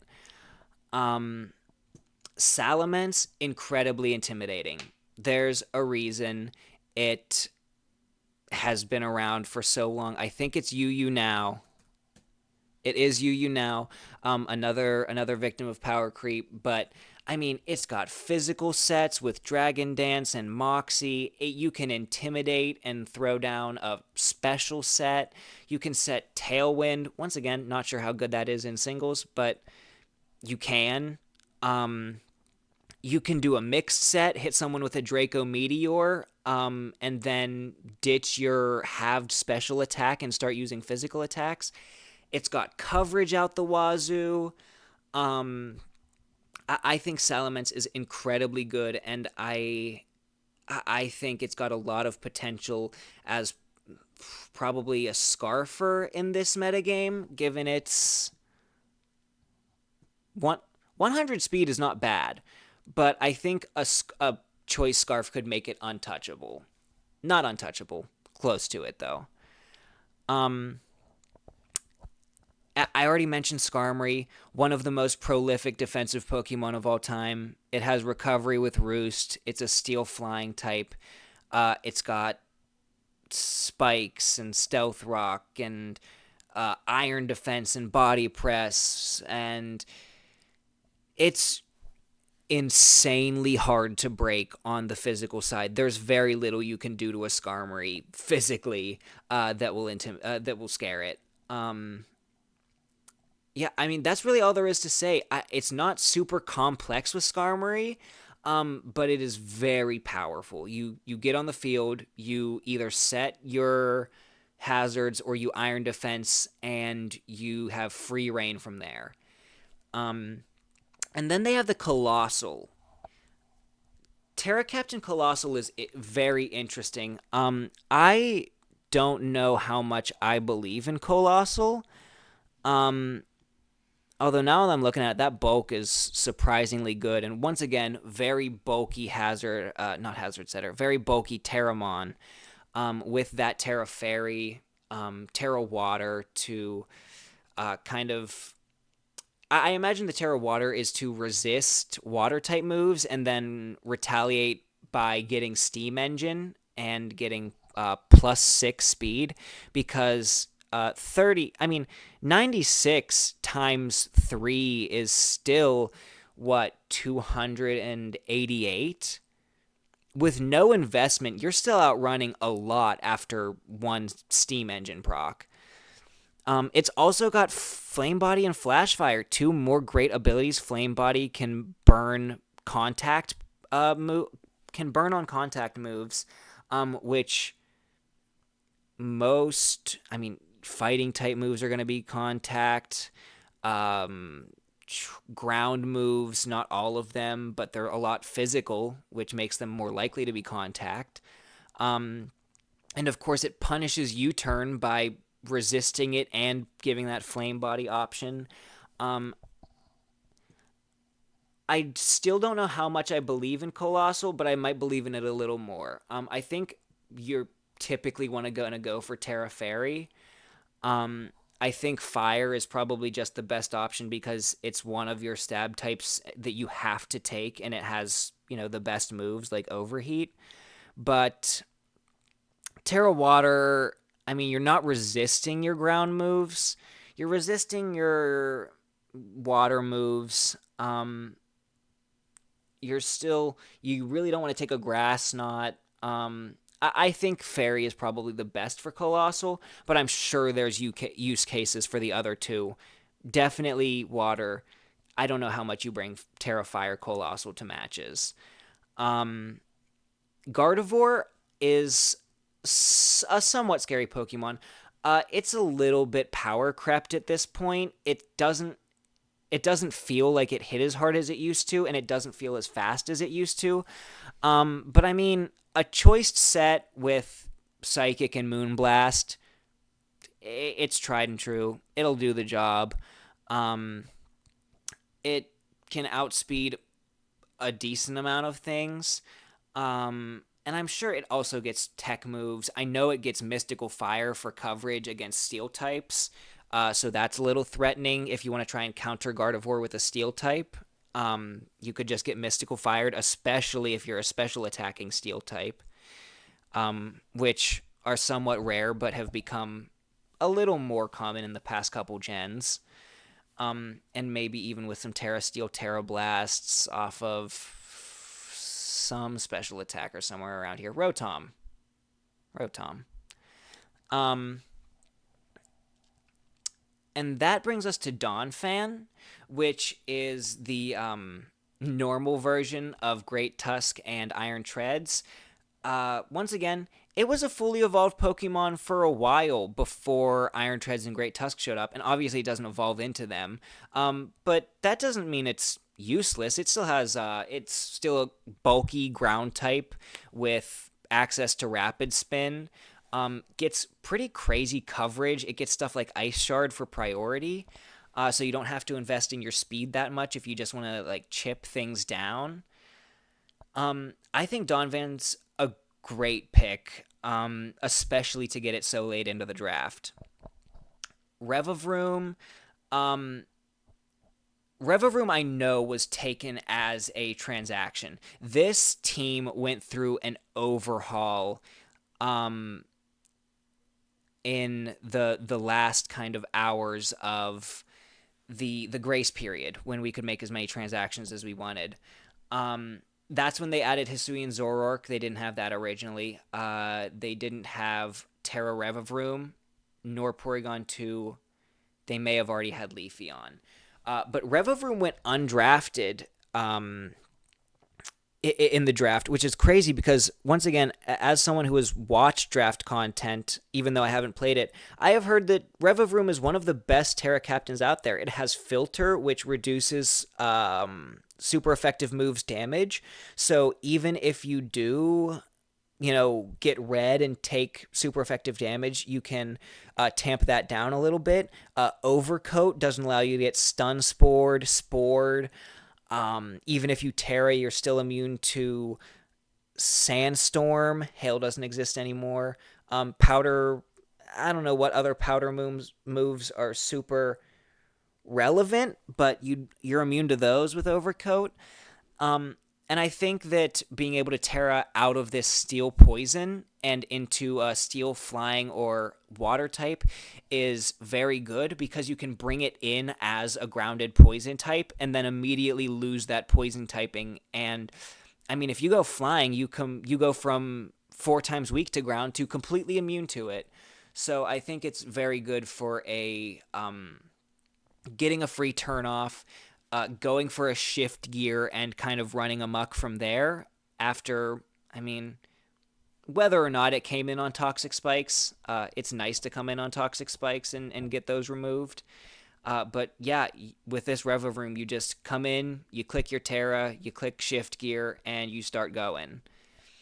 Porygon 2 is obscenely bulky. I was talking about how Skarmory was so hard to break down. Porygon 2 has overall better bulk than it after Eviolite. Now, it has a worse defensive typing, I think. Maybe not, because Skarmory is still weak to like electric type moves, which are special typically. And something else. Fire has some good physical and special moves, but Porygon 2 is only weak to fighting, which makes it a little threatening with Eviolite. Or, even without Eviolite, it, once again, was a fully evolved Pokemon until Gen 4. So it can carry its own weight. Especially with like adaptability tri-attacks. Those hit very hard with no investment and can spread around some statuses. Ultimately, I think Porygon 2 is a pretty good pick. I don't think it's one that comes every week, but I think it is very good, and one that will probably take a couple of unexpected kills this season. Finally, Leafeon. It would be cool if you had Sun. I think Leafeon's a great chlorophyll user. I think its Solar Blades hit so hard Maybe you can run manual Sunny Day Colossal. Not sure really why you'd want to run manual Sunny Day Colossal.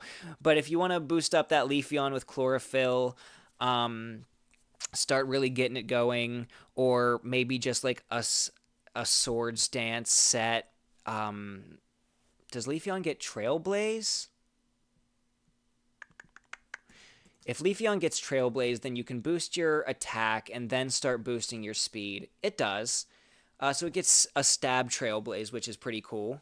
But ultimately, I don't think it's going to be doing the most. Though it does occur to me that this is the only grass type on the team. In a team with only 2 natural ground immunities. 2 natural ground resists it all. And then, of course, the Terra Revorum. So maybe against a team with some powerful ground types, Leafeon will show more value than what I'm expecting out of it. And, of course, we end with the Ohio Haunch Crows, captained by the Gaming Geklo. Every single draft I've seen, someone gets away with making a fully functional Sun team. It's only one. Somebody drafts a bunch of Photosynthesis and Firemons, and no one takes the Sunsetter, and then they get their choice of Sunsetter, and the other Sunsetter doesn't even go. There's never 2 Sun teams, but there is always one, and this time it is the Ohio Haunch Crows. They have Torkoal to set their Sun, Walking Wake and Sandy Shocks both getting their Photosynthesis boost off of that. And I mean, with Photosynthesis, Walking Wake can get so fast. Sandy Shocks can get so fast. If they're already fast enough, they can hit so hard, especially with Sandy Shocks Electroweb access. That means they can reduce your speed, so they can invest more in special attack. And Walking Wake is a truly brutal Sun Pokemon. Hydro Steam, of course, being a Water-type move that gets boosted in power in the Sun instead of halved in power, and it has access to Flamethrower. A severely threatening Pokemon when paired with Torkoal. Watching this team come together was kind of why I even picked Alolan Vulpix, just because I wanted to be able to shut down Sun somehow. And I figured, toss 1 point in there for a Snow Setter, because I'm partial to Snow as a weather. I'm not really a fan of Sun. I feel like it's kind of one-dimensional with your Chlorophyll users and your fire moves. Swift Swim users and Rain have some more type diversity, but I feel like, I don't know, I just feel like even though you're type diverse, you kind of get annihilated by general water weaknesses most of the time.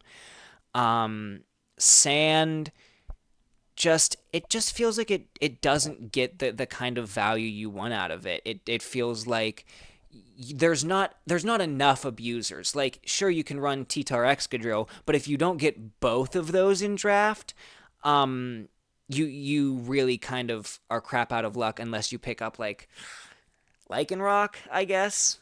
Has, I think, a Sand Rush. But yeah, I even though I say, of course, you have to get Tyranitar and Excadrill, and here they are, 2 rounds apart, picked on the same team. But I love setting up Snow and going for Perfect Blizzards and Aurora Veils. But back to the Haunch Crows and their ridiculous Sun team.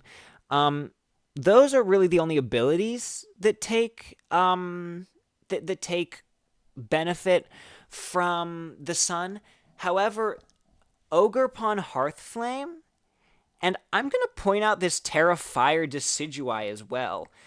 Simply by being fire types, yes, I'm calling Decidueye a fire type in this context, despite it being a grass ghost type. Just by being fire types, their fire moves will hit much harder in the Sun, especially that Ogerpon Hearthflame with the fire type 100 base power, perfect accuracy Ivy Cudgel with that extra chance to crit on top of it. And I believe Decidueye has to pack Terra Blast for the for the fire stab, right? Yeah, I was gonna say I don't think you get any. Okay, manual Sunny Day on Decidueye is interesting. Um, I'm not sure how useful it's gonna be, but I'm sure it will be at some point in the season. But yeah, they just hit so hard. Decidueye maybe less so, but I think Decidueye gets defog, so it gets a pass because it's also hazard control. But Torkoal also hazard control with spins, I should mention. I always like to call out the hazard control when I can, because it helps me remember a little bit, and also I think that it doesn't matter until it really, really does. Especially with a team like this where, I mean, Ariados, Glaceon, Torkoal, Ogerpon, Hearthflame, all of those, if they switch in on Stealth Rocks, they take 25% of their health and damage. So that is a notable threat to this team that I think having multiple forms of hazard control is very valuable. Also, I kind of skipped over it. Gliscor round 1, great Pokemon. It was my single favorite Pokemon until Hisuian Zoroark came around.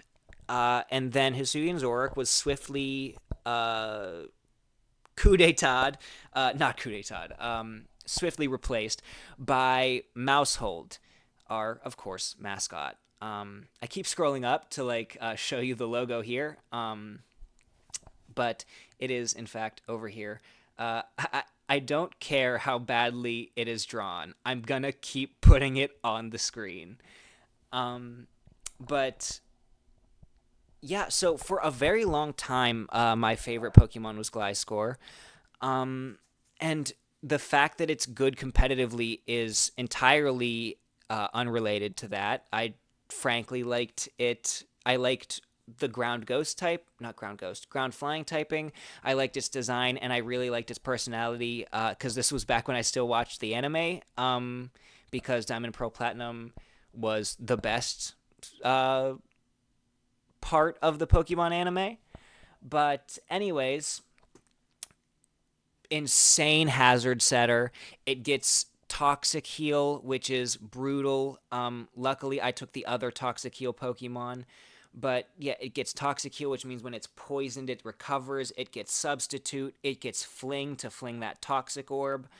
It gets Swords Dance. I mean, Gliscor has almost any tool you could really want out of it, in my opinion.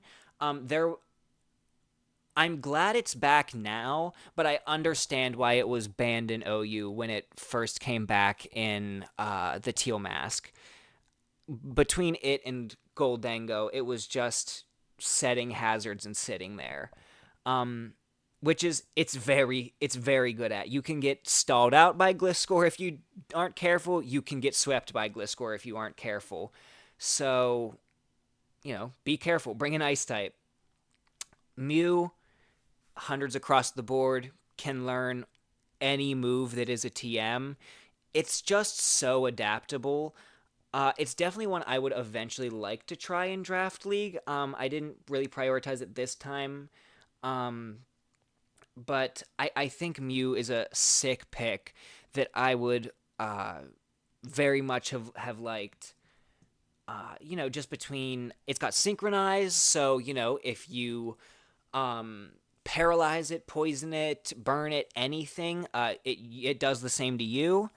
And it has, access to setup. It has access to, I don't know if it has access to hazard removal, but I believe it has access to hazard setting. It's got, every status move under the sun. It can really do whatever it wants, and I'm very excited to see it do whatever it wants this season. we've already talked about a couple of those. Galarian Slowbro. Galarian Slowbro is another one with that chilly reception, negative priority ice type move that sets the snow. And I really like the Galarian Slowbro Glaceon combo. Now, granted, Snowcloak is banned, as are most flinching items and, like, general RNG abilities, like all of the veils, the evasiveness stuff. Those are banned.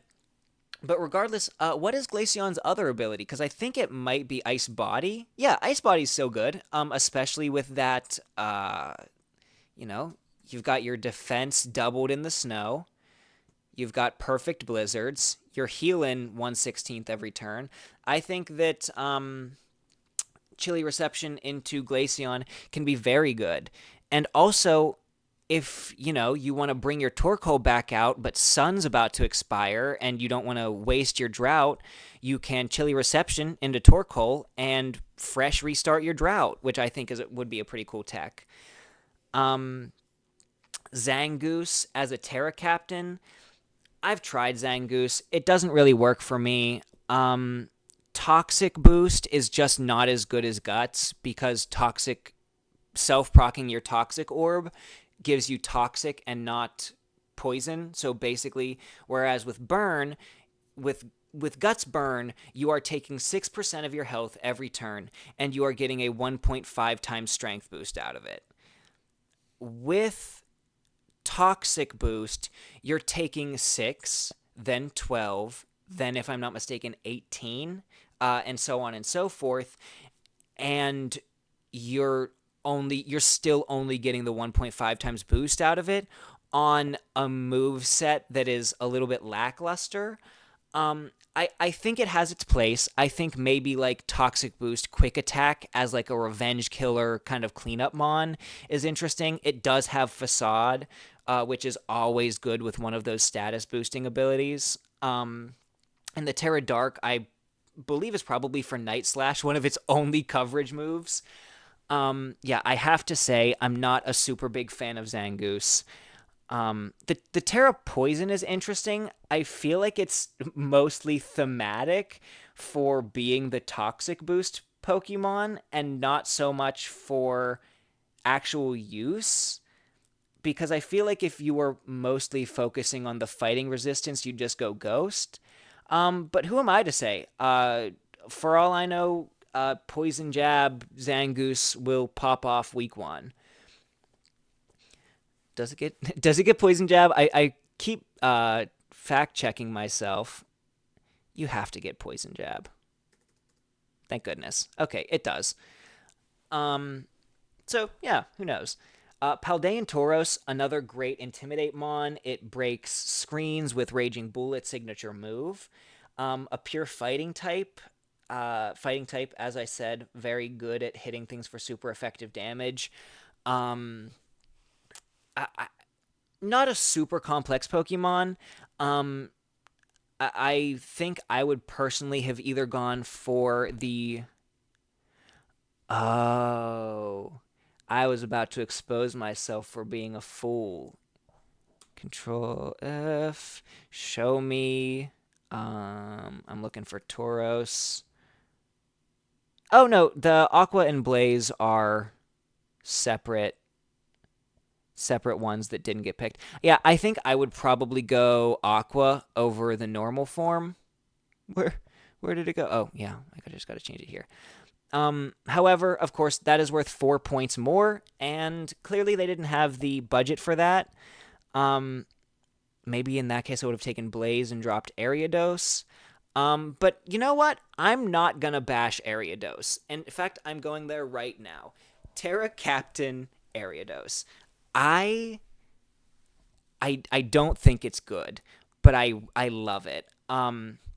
Terra Rock, I notice bug types frequently are one of the only ones benefiting from Terra Rock. It's okay. I don't know that Ariados gets any cool things to use with it. I mean, Terra Rock, Terra Blast will probably flip a flying type match up on its head somewhere along the way. And then it's got those stabs on both bug and poison. And I think with Ariados, I mean, it's a pretty simple set, what I'm thinking. And I'm also gonna check. You take sniper, you take a scope lens, you take a focus energy, and now all your moves crit for an extra 1.5 times damage, which, if I'm not mistaken, makes it 2.25 and ignores defense boosts, factoring in the crit.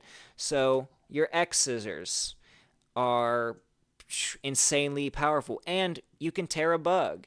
Your poison jab, incredibly powerful. Your cross poison. I mean, if you don't want to run scope lens, don't.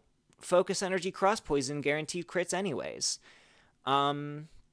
So yeah, I think that Ariados can be pretty cool. It is very slow, and I did mean to check if it got webs. Is this a Weber or is this a shafted spider? It is a Weber. Okay. So it does get sticky webs, which is pretty good because I am noticing that other than Walking Wake and Sandy Shocks, this is a notably slow team. Ogerpon Hearthflame can outrun some stuff, but with the fastest on their team being like in the 1 teens, I feel like they're a little vulnerable, and I think the sticky web support is good, but I also think that Ariados being forced to come for sticky web support is not necessarily good. And that brings us finally to the end of this draft analysis. I did mean to only go over the top threats, but then I got excited and detailed pretty much all of everyone's teams. So now I'm going to go rank them.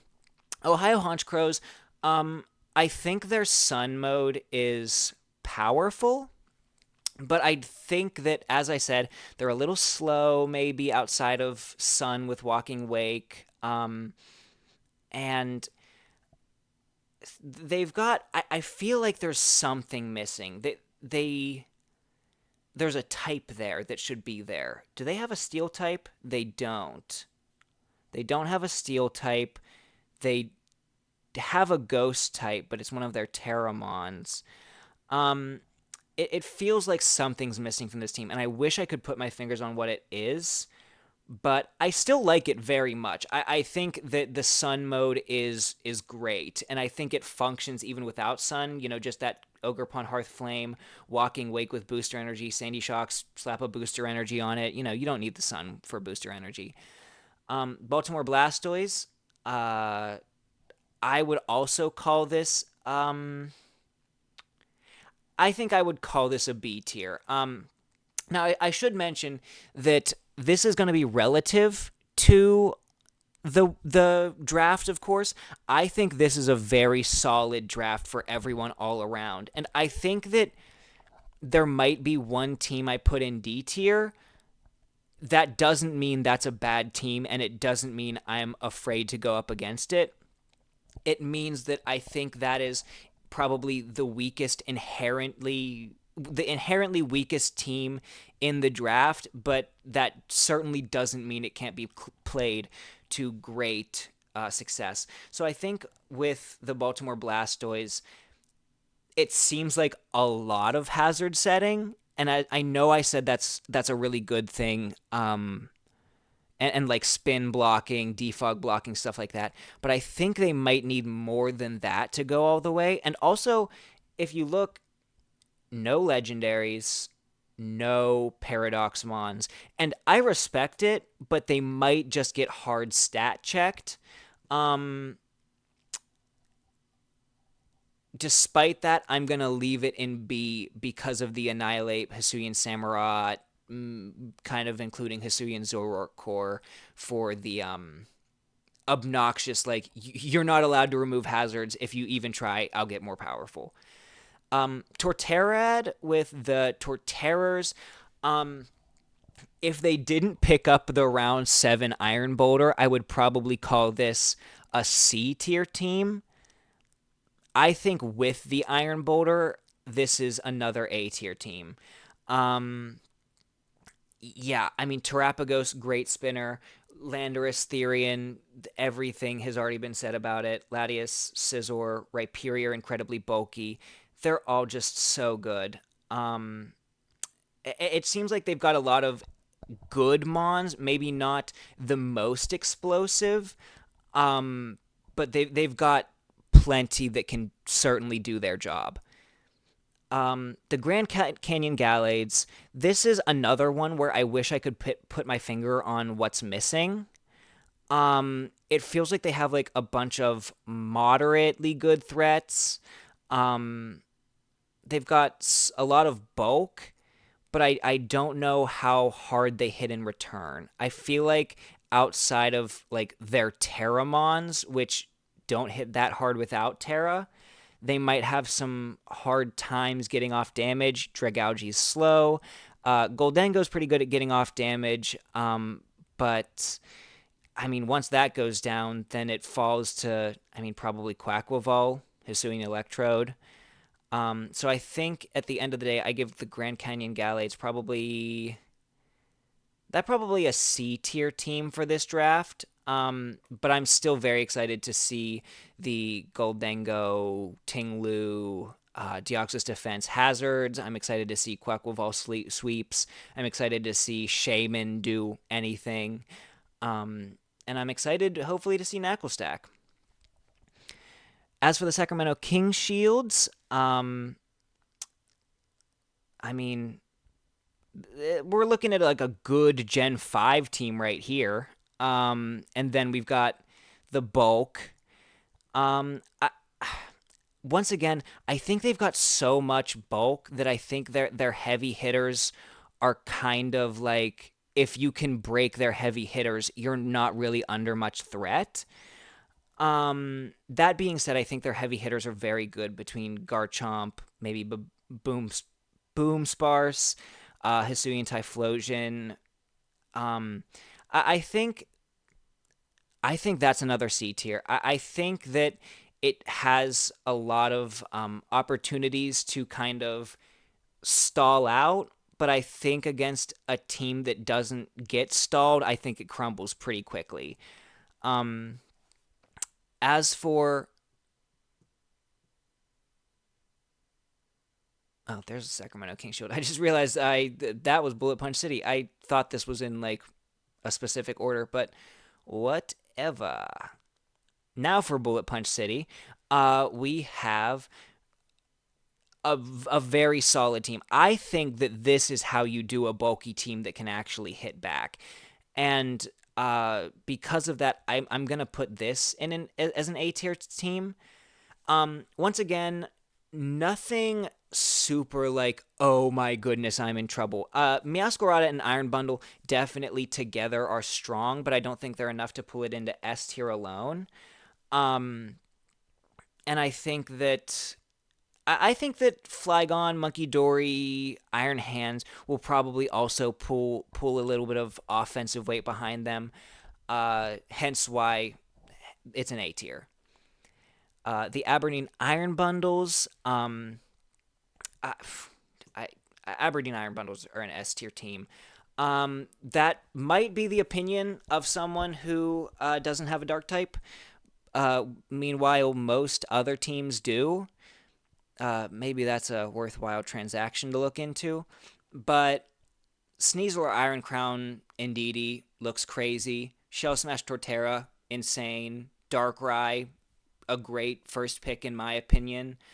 Florges Alomomola, a great defensive core, but that it's not passive because they can wish pass back to their offensive friends. And I think that is one of the most dangerous parts about, once again, this defensive core, is that it enables the offensive mons in ways that I don't know that these defensive cores do.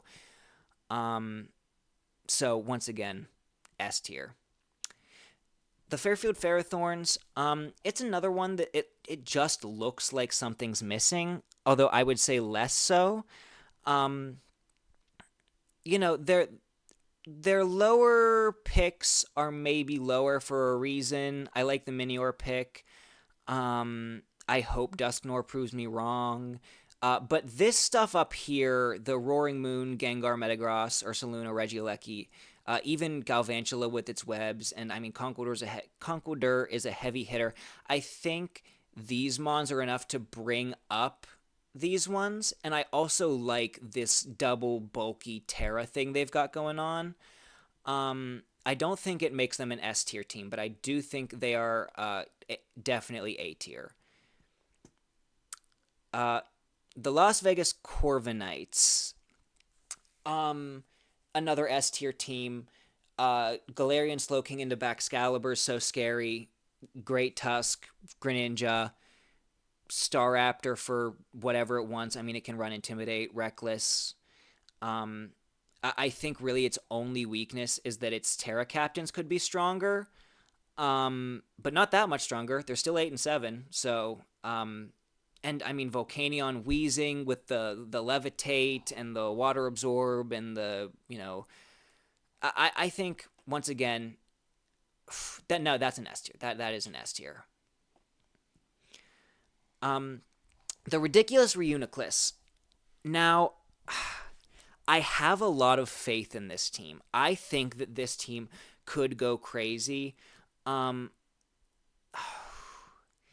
a little reluctant to put it in S tier because of its low Terra Captains, but I'm also kind of more tempted to put it in S tier because of Terra Fairy Whimsicott. And I think their like anti-ground pivoting is super, super good. Let's see. Let's check the boxes. Do they have a ghost type? Yes. They have plenty of ground immunes. They have a dark type for psychic. They have water absorb. They have a ground type for electric immunity. They have a grounded poison type. I think I might be overfilling the S tier, but I'm an amateur, so I don't care. I think that's an S tier team. The Scarf Staravias, I think they've got a lot of powerful pieces. I don't know how well the pieces work together, but they've got enough like pivoting. They've got some U-turns in there. They've got Volt Switch from the Treads, Teleport from Dio Speed, although you really don't want to open yourself up to an attack with Deoxys. I think the Scarf Saravias is a solid B tier team. I'm not ordering these, but if I were, I would probably put it like upper in B tier. I think Rillaboom. I mean, I didn't even consider this, but Grassy Seed Grafii plus Rillaboom could be really cool for the Unburden. Yeah, I think that's a very solid B tier team. Another one that like I feel like I want to add stuff, but that might just be me getting used to draft for the first time. You're always going to want to add stuff to every team. You're never going to get what you want perfectly throughout the whole draft, as evidenced by my last 4 picks, even though I went incredibly strongly for the first bunch. I'm going to skip me. I'm going to do me last, and I'm going to skip right to the Miami Infernapes. And I mean, it's hard to rank a Dragapult plus this sand mode low, and then you include Thunderous Therian, a great Terra Captain in Arboliva, Overquill, Araquanid on the potential. I'm still looking for that Rain team. I know you want to set Rain. Where is it? But I think this is really good, but I can't by good conscience put a fourth S tier team in when I only have 4 A tier teams. So this is gonna go. Imagine it's high A tier. Sorry, your font was a little rough. I thought it was fun for like the Pancham coloration, but this does say Carolina Pancham. Man, is this a good team?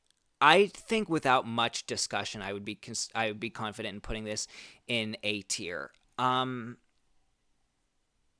is this an A tier team or is this an S tier team? I feel like once you get through Iron Valiant, maybe this team is not as fast as it needs to be. Though Kilowattrel definitely helps with that. I feel like your water type could definitely be better in Blastoise. I feel like I'm being so much more hard on this one because my S tier is so full already that I'm like, before I was like, yeah, this has a sun mode. This is great. And now I'm like, unoptimal water type. Quadruple bug weakness. But I think at the end of the day, between the great Terra captains, the first three picks, the defensive core of Galarian, Weezing, Rotom, I think this team is really, really powerful, and I'm gonna bump it up to S tier. There's still more in A tier, and I don't care. Now for my opinions on my own team. It has been the longest since I talked about them, so I'll really get in there. Gouging Fire, Enamorous Incarnate, Cinderace, Ribombee, Mismagius, Tentacruel, my Terra Cinccino and Glastrier, Breloom, Lantern, Alolan Vulpix, and Berserker. I feel like I'm definitely a little top-heavy. Gouging Fire, Enamorous Eye, and Cinderace, very good. Ribombee is used in Ubers just because it can set webs so fast. But do I think I have it in me to give myself an A tier looking kind of below Mismagius? Because I've got good Pokemon, but do I have great Pokemon? I like my Terra Captains a lot. I think I'm going to join the Baltimore Blastoise and Scarf Staravias in B tier, and I didn't end up putting anyone in D tier, so this will be my final draft of my tier list, and it is interesting that I gave myself a B tier because round 1 we face the Baltimore Blastoise, and I'm not gonna go into it because that'll come when the video comes. Hopefully I'll be recording then. I'm very excited. I'm cooking up a team that I think is pretty cool. I'm really hopeful for a week 1 win. I think we're very evenly matched, but I think the team I made specifically exploits what it needs to, and well, I mean, there's no use keep rambling on. I will see you for week 1 of the CNL when we take on the Baltimore Blastoise. Thank you for joining me, and long stand the House of Mouse.